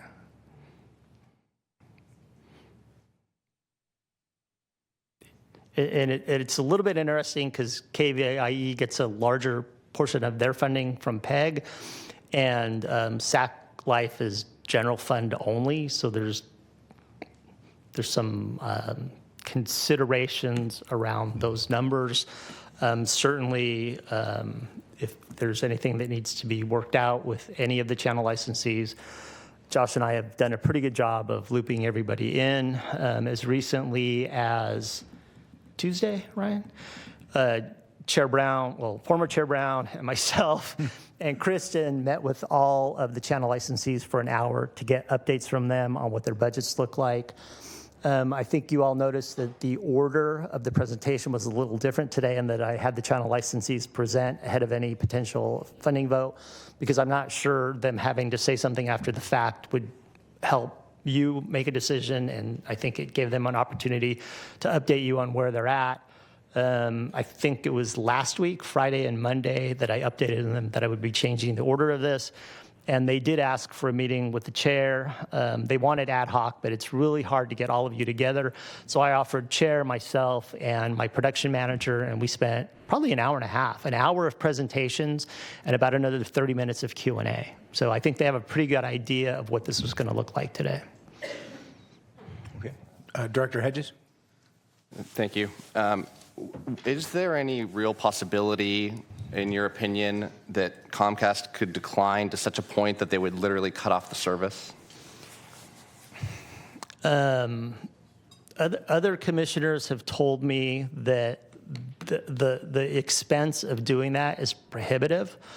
I spoke to one of our former executive directors, and that individual shared with me that they called up Comcast and asked if there was a way to get a reduction in their cable fees, and Comcast came out and put them on a streaming device and then just streamed the specific channels that they wanted to reduce the expense. I'm also told, and I would look for our representatives, well, we don't have Rancho here today, but Folsom, I believe all the build out south of the freeway is not cable. I believe south of 50 is, so Folsom and Rancho is all streaming. There is no cable. Would they ultimately just have a drop dead cut date? Possibly. I don't know that. If they do, that's why that reserve fund is so critical. Even if it's 6 months, 6 months isn't really a lot of time to maneuver and figure out what comes next. I already have some thoughts about that. For me, I just kind of try to deal with what's in front of me right now. Like I said, when I get to preliminary in June, I'll have another quarter's worth of payment. I'll have a better idea of what the reduction is. But yeah, there's always risks with whatever we do going forward. And I do my best to mitigate those risks and limit your liability. I don't have a hard yes or no answer to your question. Thank you. That's all the questions I have. Okay, do we have anyone else with a request to speak? No? Okay. That somehow was Rogers, but yes. Oh, it didn't pop up. All right. Would this be an appropriate time to entertain a motion? I think we have to do public comment first. I believe. Yes. Yes. Politely withheld until that point. Not a problem. Do we have any public comment signed up? Yes, we have 5 public commenters signed up to speak. All righty. And how long do we do here? 2 minutes, 3 minutes? What do we? 3 minutes. 3 minutes? Okay. Please remember to hold your comments to 3 minutes. Who would be first, please, Madam Clerk? And the first speaker is Lauren F.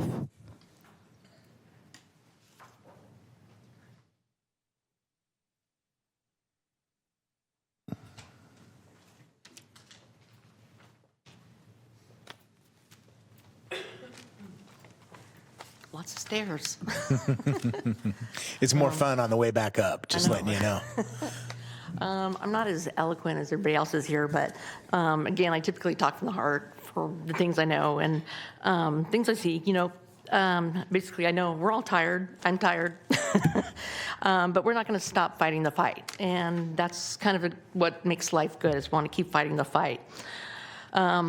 I think an important thing standing here today in support of Access Sacramento and the other community media and government stations is to keep that freedom of speech alive. It's basically diversity, we are low costs, we have the training, and then transparency to the community, and that includes all of us here.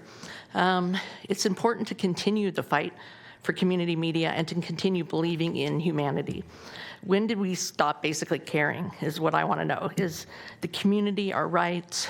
We talk about diversity, women and children, in general, basically the rights of our fellow humans. And I think the reason community media has been so important is because we can get that out across to the world. It's not the mainstream media that basically jades everything, because we want to tell the truth. So. I still believe there's a place in sources of revenue for keeping such vital services available for our creative economy. I believe we can continue to fight together for solutions, resolutions, and reinvention of community media. Basically, to you, would you personally give up would you give up if you ran out of funding or you were cast aside? Would your friends cast you aside? No, they wouldn't. I said, basically, you wouldn't just stop and die. You would just keep going. You would start to ask for help, look for options, look for solutions. You would fight to reinvent and pivot who you are. So basically, we are going to fight and reinvent to pivot who we are as PEG, which is public education government stations. We just need a little bit of help and time to get that transition. There's basically so many stories of how community media and access centers have helped shape the lives of people in our community. And they've gone on to do amazing things, with what they've learned, even here at Access and all the other community media stations. We've had folks go on to work at the Kings, River Cats, Sac Republic, Metro 14, Channel 10 News stations, film, TV, and now professionals and city entities are actually coming to us to learn because they see the value in who we are and what we do and what we provide. This is why I believe reinvention and learning to think outside of a confined box, because we can make the future of community media possible by just thinking outside of that box that we all think in. We really want you to join our fight, be part of our family.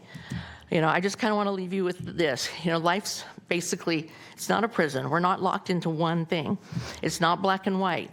It's not guaranteed, but it's a journey and it's an adventure to explore. So we really would ask you to continue exploring this with us. Thank you. Thank you, Ms. Laureen. Appreciate you. Next speaker is Tanya Hernandez Aguayo. I think I got it right. Did I get close? I didn't hear that. I'm sorry. Oh, then I totally got it right. Yeah. All right. Hello. Hello. Access Sacramento has played a huge role in my growth, both personally and professionally. Through community media, I've gained real hands-on experience, developed my skills, and found opportunities that helped shape my career. But most importantly, Access Sacramento gives everyday people a platform to share their stories and to be heard. Community media matters because it protects voices that often get ignored or pushed aside, and continued funding will ensure the next person has the opportunity to share their voice too. And right now, in the political climate where people in power are actively trying to silence communities and control the narrative, spaces like this are not optional, they're essential. Thank you for your time. Thank you, Ms. Aguayo. Next is Mr. Kevin Drudge, please.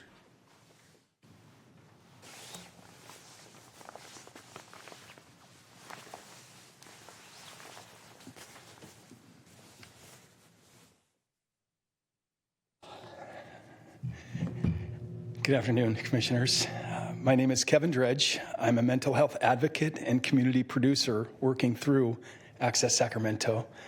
I want to thank the Commission for the time and attention you've given to community media. It truly matters to many of us in Sacramento. Many of us in the community continue building positive programming through Access Sacramento, including youth storytelling, public service announcements, and service-focused media that strengthens connection across our region. We are building a strong foundation for community media that can serve Sacramento and communities far beyond our region. Thank you for your time and your service and your public service.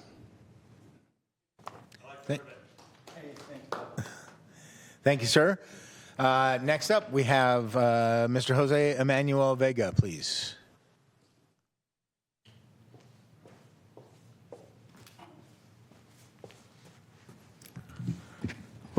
Well, hello, everyone. Hello, members of the commission. My name is Jose Manuel. I'm a graduate student in public health, and I stand before you as someone who has seen firsthand the irreplaceable value of Access Sacramento as lived experience. This is not just a channel, it's the heart of the community storytelling, media education, and engagement. One shining example is the collaboration I was able to create and continue to foster with Kaiser Permanente Medical System, a collaboration with Access and on a show called County Edition. Through this partnership, Access Sacramento produced 2 episodes on health, testing, and education on prevention. One in English for the entire community, and another fully in Spanish, ensuring that our monolingual Spanish-speaking neighbors receive equal access to vital information. Let me share Maria's story, a single mother, 43, in Natomas. The Spanish episode helped her and her teenager learn about health when she didn't know how to approach it. A letter from Keanu, 19, from Florin Road. Thank you, Access, for this episode and for allowing me to help take control of my health. I've been able to learn where to access HIV testing in my neighborhood. Imagine what else is possible. Programs on mental health, job readiness, how to apply for state careers, farm to fork nutrition visual programs, and youth storytelling initiatives. This is what Access Sacramento does. It amplifies voices, fosters vital partnerships, and ensures no one is left behind. If we lose organizations like this, we lose these stories. I urge you to keep Access Sacramento alive and let continue a community write stories and provide local resources to bring community together. Thank you, Mr. Vega. Thank you, Mr. Vega. Appreciate it. And up next, Ms. Hester Wagner, please. Hello. I am the chair of the Access Sacramento Board. Thank you all for your time today. In my day job, I run a program at a nonprofit that supports individuals with intellectual and developmental disabilities to study film and to work towards vocational experiences and employment in the film industry. Our students have participated in Access Sacramento in a number of different ways, including internships, employment as employees with Access Sacramento, PCS, Place Called Sacramento, as crew members over a number of years. They've had radio shows. They've been part of other shows. So you have heard from a number of people right before me. I'm glad I got to go last, as well as the presentations from the other licensees today about the factual kind of brass tacks about why we need to be fully funded, the need for the funding to help us runway into finding creative new revenue streams. And you've heard from the community members today about the number of different ways of why community media is so important, the inclusion and the access that it brings, different languages, different abilities, different parts of our community. So I think we've painted a really, really broad picture as to why it's really important that we look at the slide that had 100, 100, 100, 100, 100 for all of the quarters. So I just want to really, really urge you guys as you take your vote in a few minutes to focus on that slide. I was really going to thank Roger. I'm sorry he had to leave, but I'm glad he said what he did before he left. He is my person. So I'm glad that he supports us, and I hope that the rest of you all do. We are very creative individuals. We will figure this out. We need you to be at that table with us. We are all part of this community, and we can help each other to make this all happen together. So continue to support us, work together with us, and we will find a way forward together. Thank you. Thank you, Ms. Wagner. Appreciate it. And I believe Ms. Wagner was the last person signed up. And so I will close public comment. And we will move to a motion, which I believe I had somebody prepared and ready to do a motion. I am happy to. I will say Matt snuck in the speaker order ahead of me. If you'd like to go, please feel free. Thanks again. There's a reason why they make these things. I probably should look at them, huh? Director Hedges. Sure, thank you very much. I just want to start by thanking the channel licensees. I respect greatly the work they've done. I watch a lot of this stuff over the years, and it's a wonderful service that's been given to the community, and I think the community greatly values it. The challenge we have is the revenue model, and the revenue model is a fact. It's declining, it's alarming, and it's not slowing down. And I don't imagine that slowdown to happen, and I am greatly concerned for the future of this commission. We took painful steps already that I don't know that a lot of acknowledgement has gone into, that we've cut member distributions. That was not easy. And I'm looking around this table, and I know for a fact that each of our governments is in painful need of these funds. But we made that choice because it was the responsible thing to do. And if we continue, we will run out of funds. This commission will be in threat. And the core government services that we provide may not be able to be provided anymore. And the alternative would be dire. Every group would be on their own to figure out how to fund these things, and we're already struggling for funding. We have to figure out a way to act now and deal with this. I look at this situation like a household budget. In my household, if one of the family members started making a dramatically less amount of money, painful decisions would have to be made immediately. We would make those choices. We'd have to. And even though we value all of the things that we do as a family, we would have to make really horrible choices to continue on and continue to keep our house in order. And so I think it's the responsibility of this body to handle these funds responsibly and to keep hold of what the public demands, which is open access to their public meetings.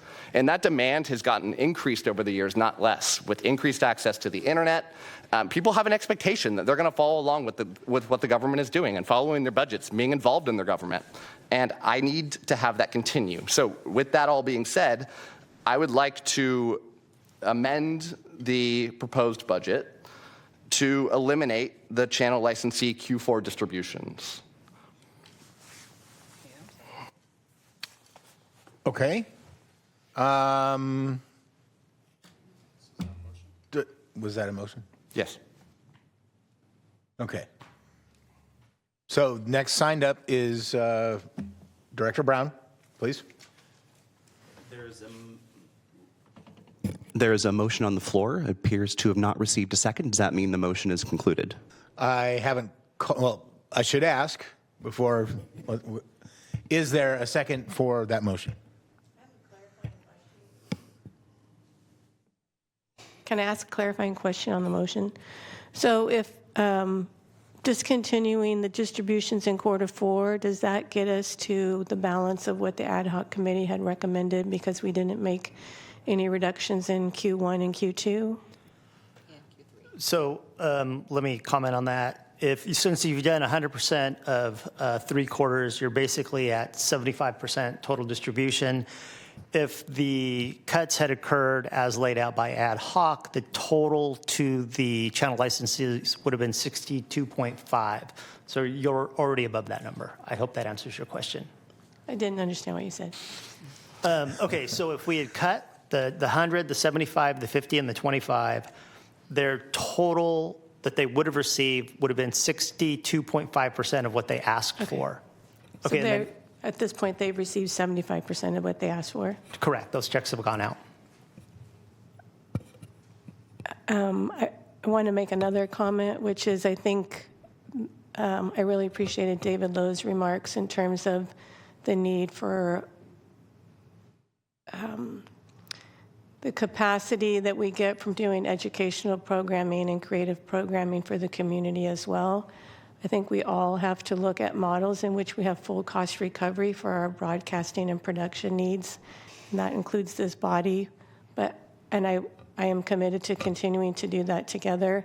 So please don't take my seconding this motion as lack of support for pursuing those together. But I think foremost, we have responsibility as a JPA to make sure our members have the ability to broadcast their public meetings and that the public has the ability to access government being done in public. So I'm going to second the motion.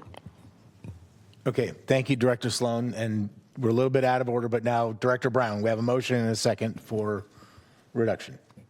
I will not allow the rug to be pulled out. I'll be voting no on this. Okay. Anyone? Oh, there we go. Now it refreshed. Okay, so Director Sloan, did you have anything else? You're still in the line? Okay. Director Riley. Yeah, I appreciate the motion from Director Hedges and the comments from Director Sloan. And certainly we have a responsibility to the community to be transparent and to broadcast what we're doing. I do think that is mission one for this commission. At the same time, I do think that we laid out in a preliminary budget what we are going to provide to members of the community. And I think, call it what you want, in my mind, that's a bit of the promise to these members that we made to them, and they're planning their fiscal futures with money that they believe that we were going to provide. I don't think this last quarter's funding is necessarily going to make or break the commission, and I really do appreciate how much all of the channel licensees have come today and discussed this as a runway. How you all have come up admitting that you're going to be coming up with additional revenue streams, understanding that whether the cuts come today or not, depending on the vote of this commission, they are coming. And so that being said, I would like to provide the channel licensees that runway and the time, and I won't be able to support the measure. Okay, thank you.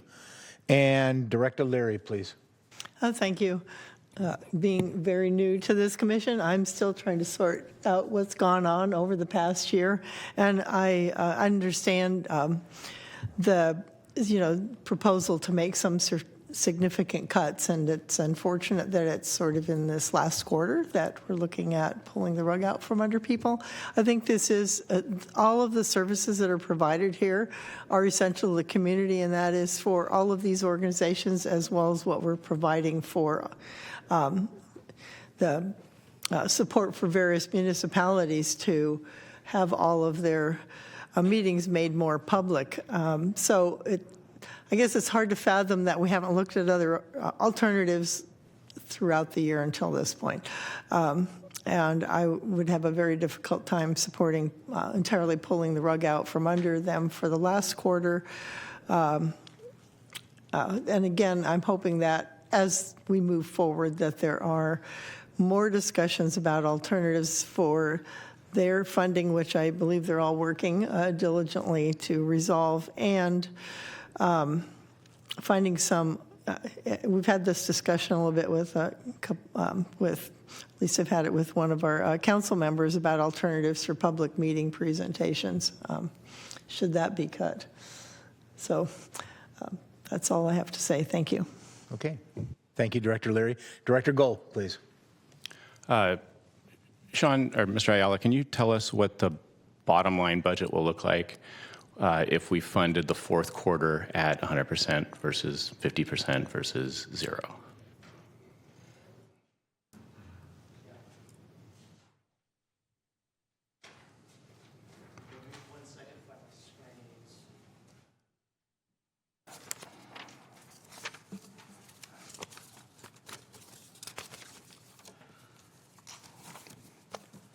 Okay, on the general fund side, you'd be looking around 3.3 for just keeping Metro on the air. And then on general fund, it would be, if you completed the fourth quarter, it would be 1.8. So you would have around 5.2 million, if I'm doing the math right on that. 4, 5, yeah, about 5.2 million total would be your total expenditure this year. And that would leave you a little bit of money in cash reserves, but certainly not enough for a general fund distribution. And I would expect those amounts to hold for next year. In fact, if I'm going to be doing calculations for next year, let's say for the preliminary, I would kind of freeze the amounts at this fiscal year and then base my calculations at preliminary based on the current asks. I think with the diminishing funding streams, I have to be careful and be fair to everybody. And if we hold at these numbers and we don't get into the COLAs and the increased costs, which probably cannot be covered going forward, it'll make it less of a moving target for me to come back at you preliminary and give you that. As I've noted, PEG is going to be in the red. It's certainly in the red now. It'll be in the red next year. I'm not sure there's going to be a discussion on a future distribution around PEG, especially with pending projects from the JPA members and their audiovisual teams. So I think you'd be looking at a general fund distribution of around, it's the 1,844,292 plus the 3.3 rounded. So that gets me to 4.1-ish, and then another million on top of that, about 5.1 million. Can I ask that a different way? Yep. In both the general fund and the PEG, would funding our licensees at 100% put us in the negative for the budget year? No. Thank you. Okay, thank you, Director Gull. Director McCarthy-Olmsted. Can I just clarify? It won't put you in the negative on the general fund. The PEG, you are going to be in a negative number. Okay.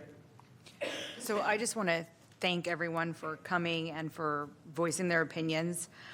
I have much consternation with with the reality of what's happening with the funds that we currently have and going forward successfully. I would like to make a substitute motion to basically split the amount and do it 50%. Really, I want 25%, but knowing what the board or what the other directors are saying, I would split it 50% for quarter 4, and then realizing though going future in June, it's going to drastically decrease. Okay. Ooh. It's getting a little hairy in here. I'm gonna have to start doing my math. Can I take my shoes off in here? Is it all right? Yeah. Go ahead, please. Thank you, and let me make this easier. Let me modify my motion to be 50% for quarter 4, with the understanding that that's a signal of what's going to happen in the future. Okay. Thank you, Director Hedges. And Chair, we just need to confirm the the second is comfortable with the modification. I second the modified motion. Okay. All right. So we have one motion on the floor. And just to confirm, that is for item number 9, correct? For the general fund. We're not lumping both of them together. We're doing separate vote? So one is general fund and one is PEG. We're doing them, this, from what I'm hearing, is one. This is one together, right? Yeah, I believe we were doing them. Was that your motion? Was that your motion for 9? It was combining 9 and 10. My intent was to combine them as per what Mr. Ayala had mentioned before our item, but I would defer to staff for advice on how to move forward.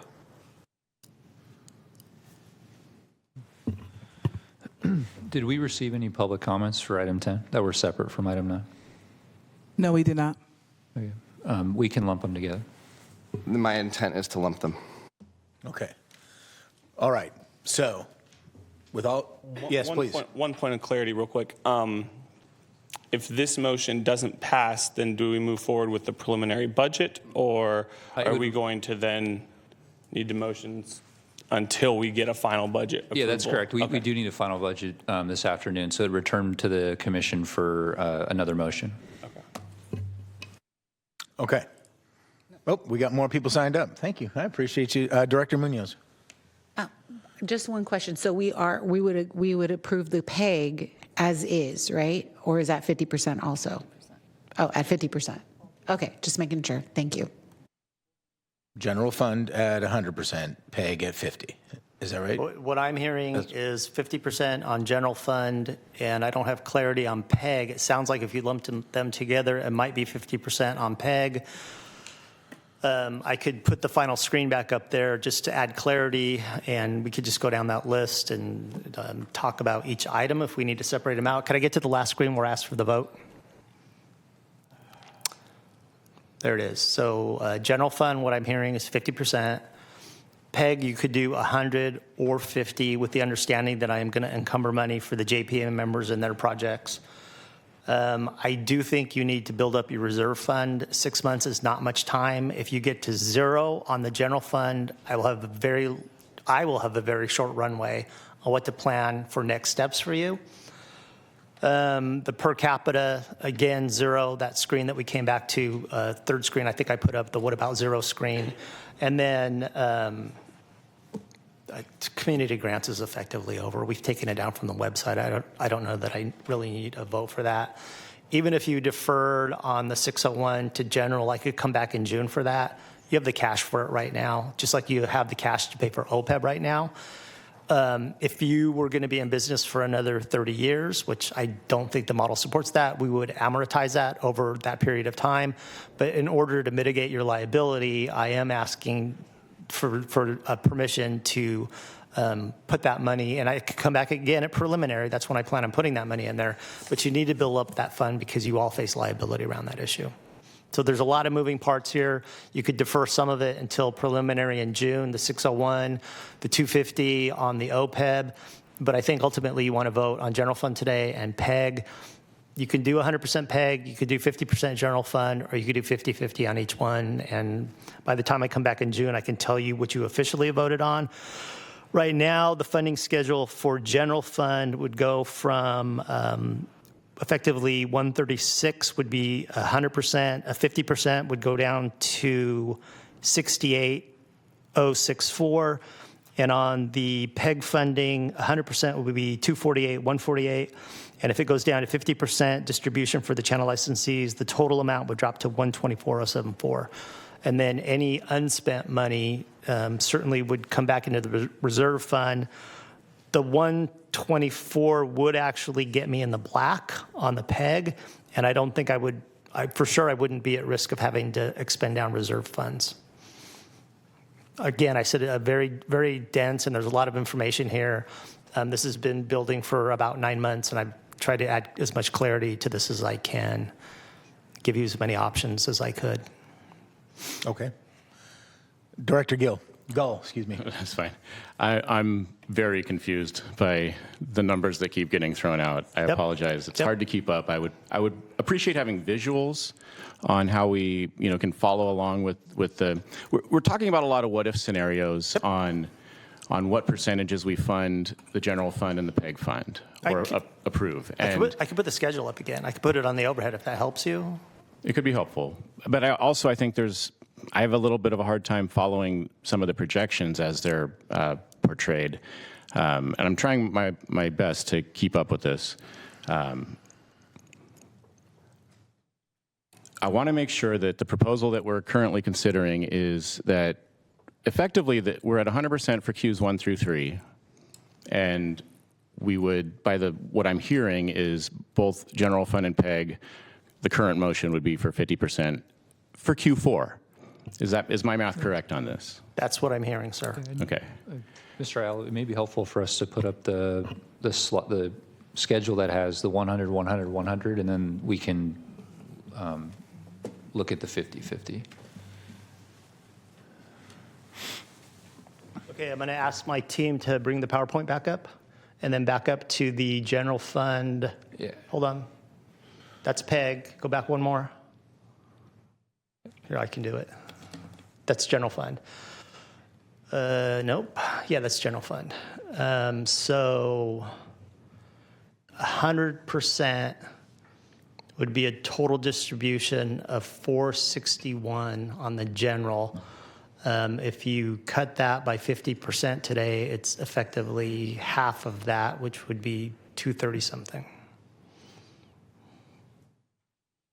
I'm hoping this helps. I've lived with these numbers continuously for weeks. Your budget has so many moving parts to it, and there's so many internal and external factors that are in play at any given time.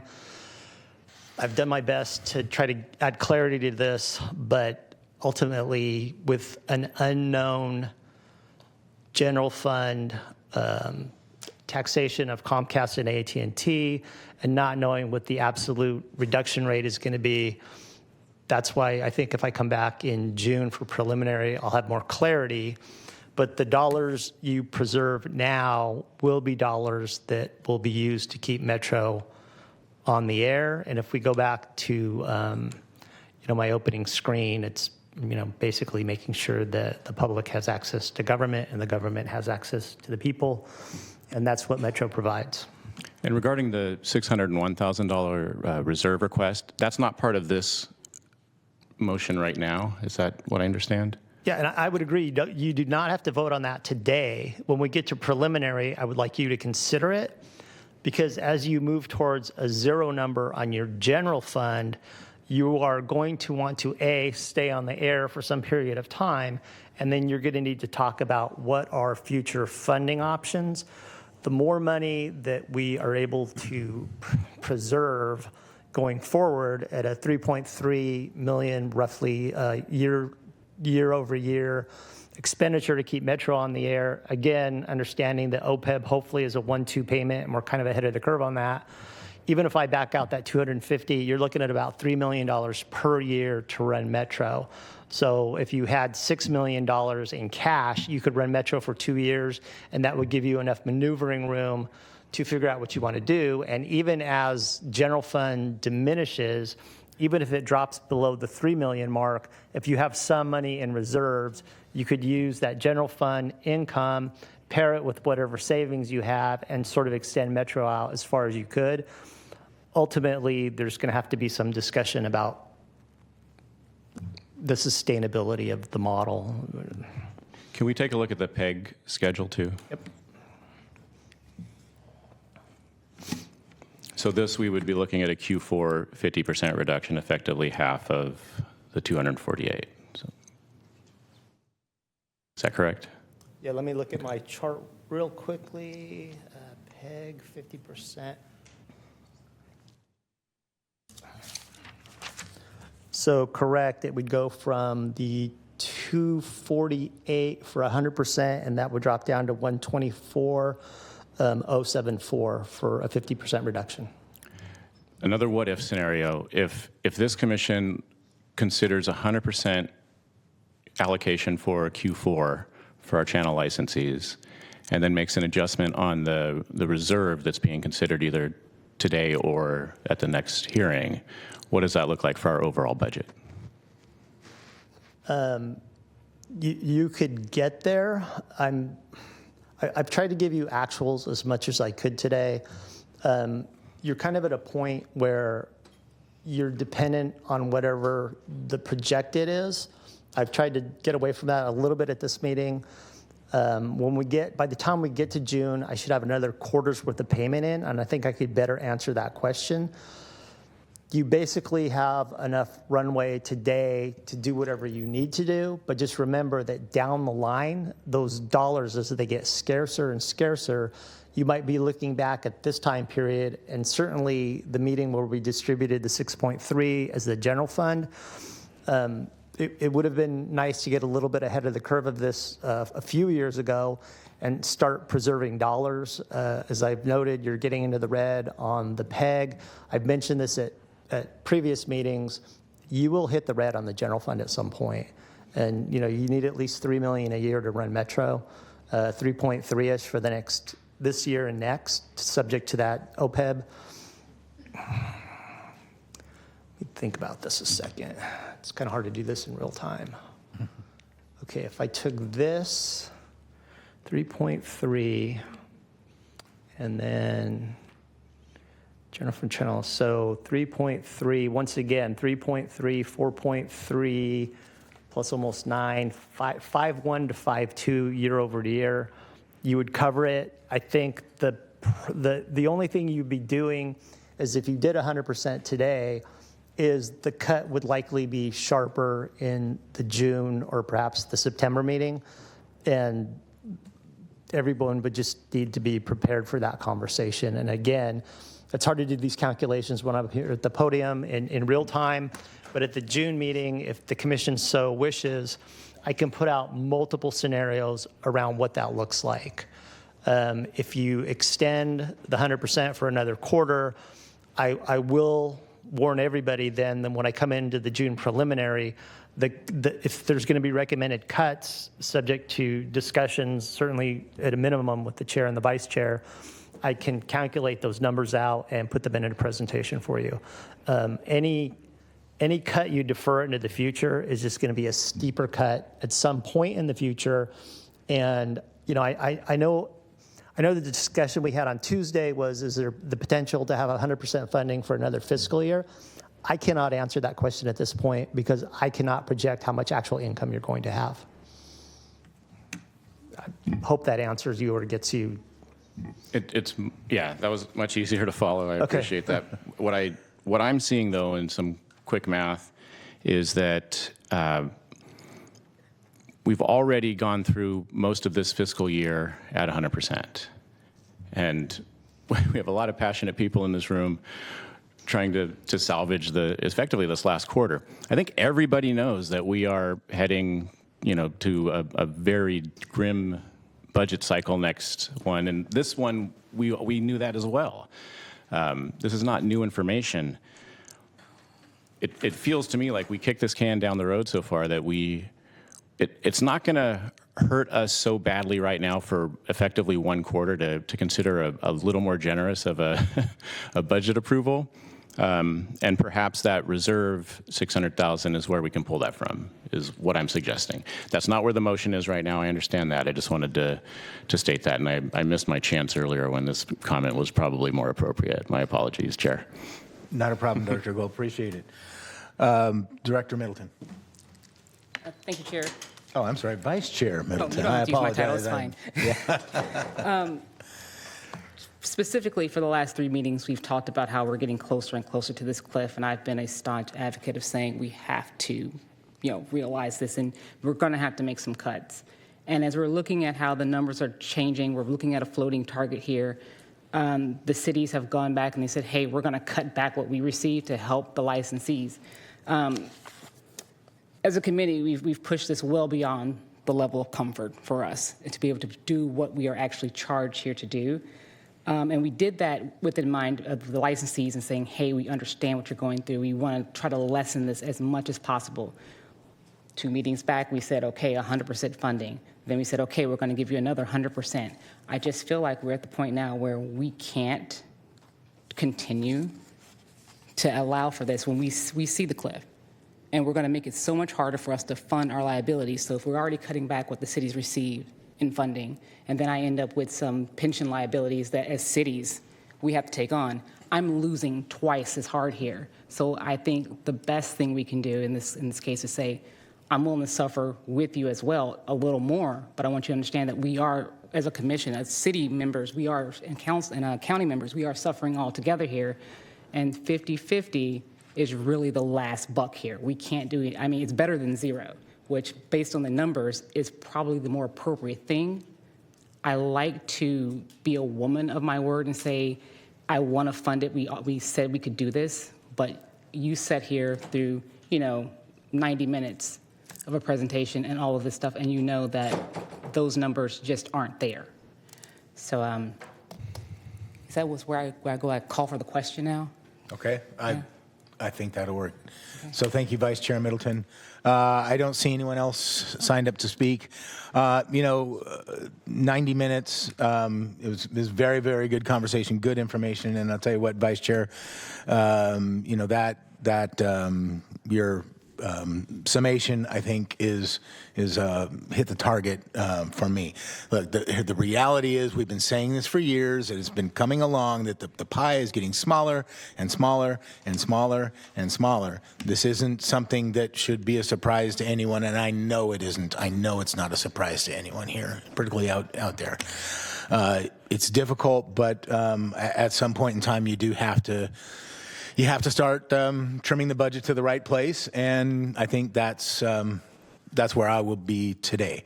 So with that, we've called the vote, or I'm sorry, Vice Chair has called for the vote, and so. And just to reiterate, I have a first by Director Hedges and then a second by Sloan. Correct, and let's be clear for everyone. And if you want me to say it, you want to restate it, or do you want me to do it? as I understand it. Okay, so the motion is for general fund at 50% in quarter four 2026, and for PEG at 50% quarter four 2026, and that's 9 and 10 together. Is that correct? Is that correct, Mr. Nelson? That's correct. And my understanding is there's no further changes to either resolution. Okay, and that 601 is a decision later in June? Yeah, we can defer that till June. Okay. All right. So we have a motion and a second, and the question's been called. Let's go vote.